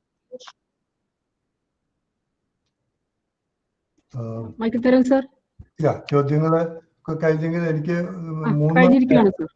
മൂന്ന് കാര്യങ്ങളാണ് അവതരിപ്പിക്കാനുള്ളത്. ഒന്ന്, നിങ്ങളുടെ അവതരണം നന്നായി. ഈ രീതിയിൽ നിങ്ങൾ ഇത് അവതരിപ്പിച്ചത് കൊണ്ട് ധാരാളം ചർച്ചകളുണ്ടായി, ധാരാളം നിർദ്ദേശങ്ങളുണ്ടായി എന്ന് മാത്രമല്ല, നിങ്ങളെ സഹായിക്കാൻ തയ്യാറായി പ്രധാനപ്പെട്ട കേരളത്തിലെ ഏറ്റവും പ്രധാനപ്പെട്ട സംസ്ഥാന ഗവൺമെന്റിന്റെ തന്നെ സംവിധാനം നിങ്ങളെ സഹായിക്കാൻ തയ്യാറാണ് എന്ന് ഒരു പൊതു പ്രസ്താവന നടത്തുകയൊക്കെ ചെയ്തു. ഇതൊക്കെ വളരെ നല്ല കാര്യങ്ങളാണ്. പക്ഷെ നമ്മുടെ ഈ ഒരു sir Nizamuddin sir, land use board commissioner, സംസാരിക്കാൻ പറ്റിയില്ലായിരുന്നു. സാറിന് അത് കമന്റ് ബോക്സിൽ ഇട്ടിട്ടുണ്ട് സർ, നമ്മൾക്കുള്ള നിർദ്ദേശങ്ങൾ ഇട്ടിട്ടുണ്ട് സാറും കൂടെ. ശരി, ഓക്കെ. അല്ല, എല്ലാവരുടെയും നിർദ്ദേശങ്ങൾ വളരെ നല്ലതാണ്. എല്ലാവരോടും നന്ദി അറിയിക്കുകയാണ്. അതേക്കുറിച്ച് ദീർഘമായി സംസാരിച്ച് നമ്മുടെ സമയം പോകുമല്ലോ. അതുകൊണ്ടാണ് എനിക്ക് നിങ്ങളുടെ അവതരണത്തെക്കുറിച്ച് പറയാനുള്ളത്. രണ്ട് കാര്യങ്ങൾ നിങ്ങൾ തീർച്ചയായിട്ടും ശ്രദ്ധിക്കണം. ഒന്ന്, ഈ ആർക്കൈവ്സിൽ നിന്നും കിട്ടുന്ന രേഖകൾ പൊതുവെ പ്രചോദിപ്പിക്കുന്നതാണ്. നമ്മൾ കേട്ടിട്ടില്ലാത്ത വിവരങ്ങളൊക്കെ നമ്മൾ അറിയും. പക്ഷേ ഇത് ഒരു അറിവിൻ്റെ ഒരു ഭാഗം മാത്രമാണ്. അതായത് ആർക്കൈവ്സിൽ ഒരു പ്രത്യേക സംവിധാനത്തിലൂടെ സംഭരിക്കുന്ന വിവരങ്ങളാണ്. അതെങ്ങനെയാണ് അവർ ചെയ്യുക? അവർ ഉയർന്ന ഉദ്യോഗസ്ഥന്മാർ താഴെയുള്ള ഉദ്യോഗസ്ഥന്മാരോട് എഴുതി ചോദിക്കും, ഇല്ലെങ്കിൽ അവരോട് ഇന്ന കാര്യങ്ങൾ കുറിച്ച് തിരക്കി വിവരം അറിയിക്കാൻ പറയും. താഴെയുള്ള ഉദ്യോഗസ്ഥന്മാർ അവരുടെ താഴെയുള്ള ഉദ്യോഗസ്ഥന്മാർക്ക് ഈ അസൈൻമെന്റ് കൊടുക്കും. അവർ താഴെ പോയി നാട്ടിൽ പോയി വിവരങ്ങൾ ശേഖരിക്കുകയോ ഇല്ലെങ്കിൽ അവിടെയുള്ള ആളുകളോട് വന്ന് പറയുകയോ ചെയ്യും. എന്നിട്ട് ഇതേ പടികൾ തന്നെ നടന്ന് കയറിയിട്ടാണ് ഈ രേഖകൾ ആർക്കൈവ്സിൽ വരുന്നത്. ഈ തരം കളക്ഷന് തീർച്ചയായിട്ടും വളരെ വലിയ വിലയുണ്ട്, അത് സൂക്ഷിക്കേണ്ട വില. പക്ഷെ അതുകൊണ്ട് നടന്ന കാര്യങ്ങളെക്കുറിച്ച് പൂർണ്ണമായ ഒരു വിവരം നമുക്ക് ലഭ്യമാകും എന്ന് പ്രതീക്ഷിക്കുന്നത് ശരിയാകില്ല. അതുകൊണ്ട് തിരുവനന്തപുരത്തെ ആർക്കൈവ്സ് മാത്രമേ ഞങ്ങൾ നോക്കിയുള്ളൂ.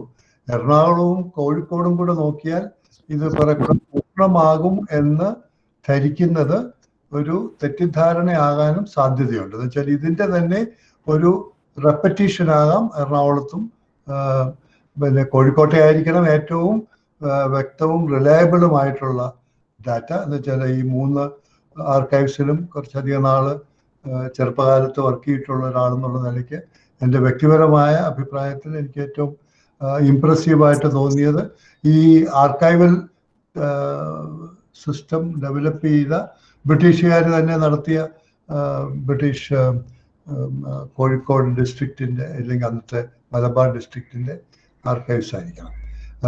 പക്ഷെ ആർക്കൈവ്സിലുള്ള ഡാറ്റ ഉപയോഗിച്ചും ഒരു പഠനം നടന്നിട്ടുണ്ട്.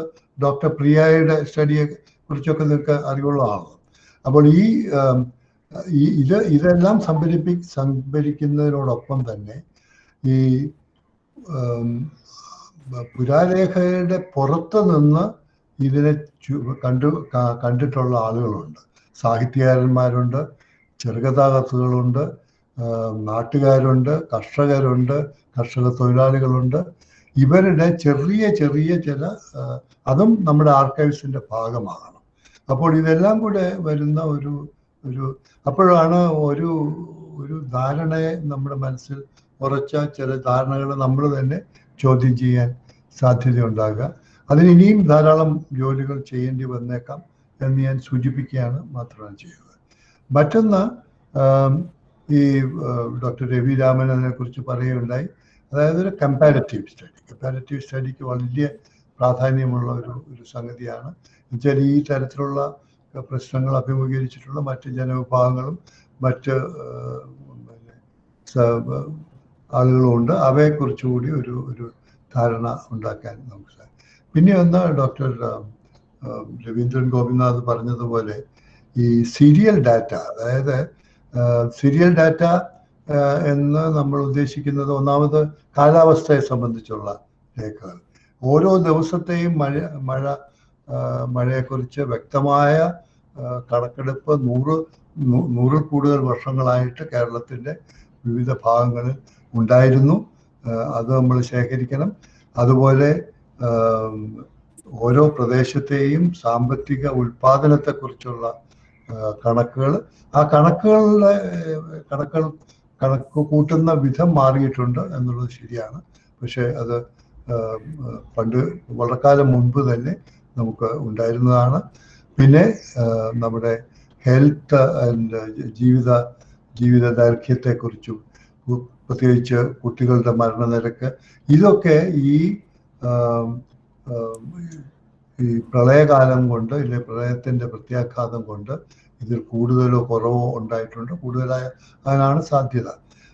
ഇതൊക്കെ നോക്കേണ്ടതാണ്. ഞാൻ ശ്രീനാരായണ ഗുരുവിൻ്റെ പ്രബോധനങ്ങൾ കുട്ടികളുടെ ജീവിത ദൈർഘ്യത്തെ എങ്ങനെ ഇമ്പാക്റ്റ് ചെയ്തിട്ടുണ്ട് എന്നുള്ളതിനെ കുറിച്ചൊരു പഠനം നടത്തുകയും റിവ്യൂ ഓഫ് അഗ്രേറിയൻ സ്റ്റഡീസിൽ പ്രസിദ്ധീകരിക്കുകയും ചെയ്തിരുന്നു.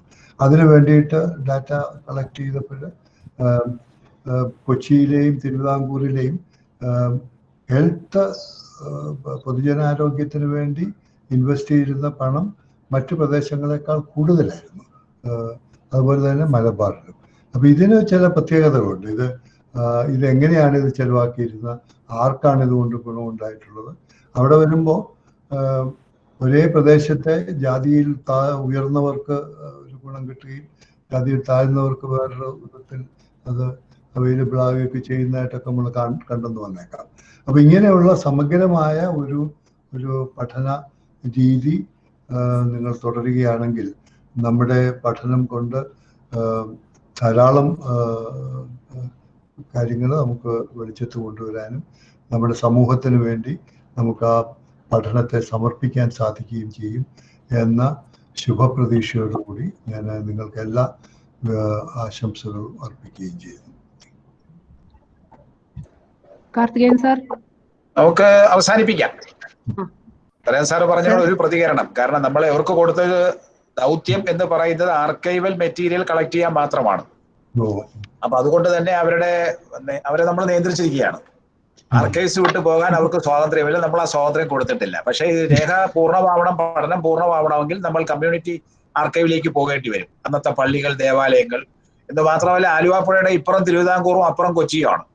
അപ്പൊ കൊച്ചി രേഖകളൂടെ പരിശോധിച്ചെങ്കിൽ മാത്രമേ ഇതിന്റെ പ്രളയത്തിന്റെ വ്യാപ്തി 2019 പ്രളയത്തിന്റെ വ്യാപ്തി എന്താ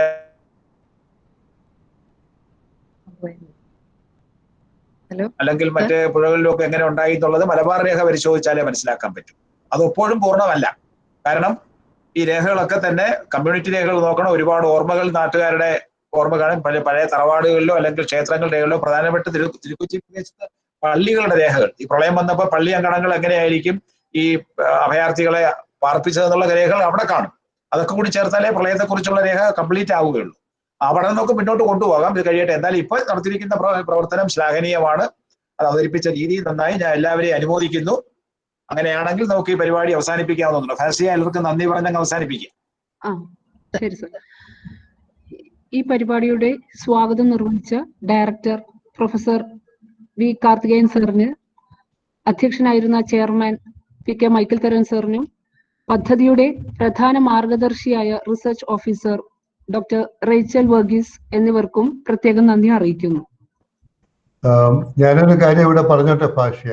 ഈ നമ്മുടെ അക്കാഡമിക് സെമിനാറുകളിൽ ഇങ്ങനെ ദീർഘമായ നന്ദി പറച്ചിലുകളും സ്വാഗതം പ്രസംഗിച്ച് പോയി കഴിഞ്ഞാൽ നമ്മൾ നമ്മുടെ തന്നെ വിലയേറിയ സമയം അതിനുവേണ്ടി ചെലവഴിക്കുന്നത് ശരിയായിരിക്കില്ല. അതുകൊണ്ട് എല്ലാവർക്കും കൂടി ഒരു നന്ദി അങ്ങ് പറഞ്ഞാൽ മതി. CHRന്റെ ഓരോ അംഗത്തെയും പിന്നെയും ഞാൻ സൂചിപ്പിക്കുകയാണ്. ചെയ്തത് എനിക്കും നന്ദിയുണ്ട്.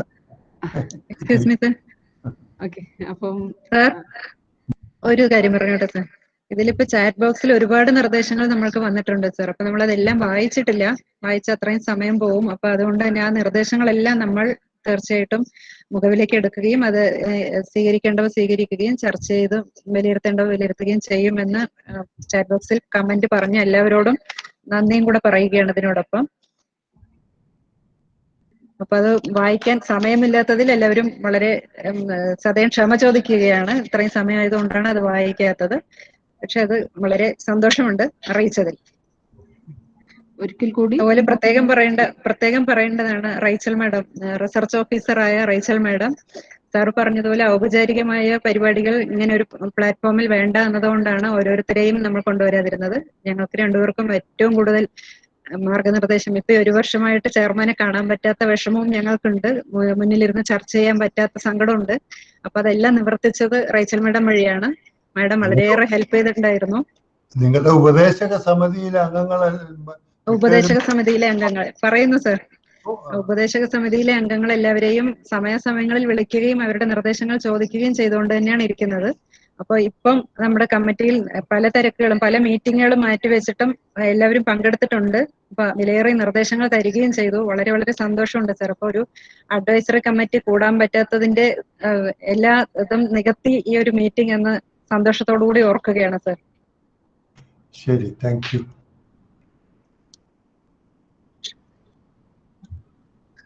എല്ലാവർക്കും ഒരിക്കൽ കൂടി നന്ദി. ശരി, താങ്ക് യു.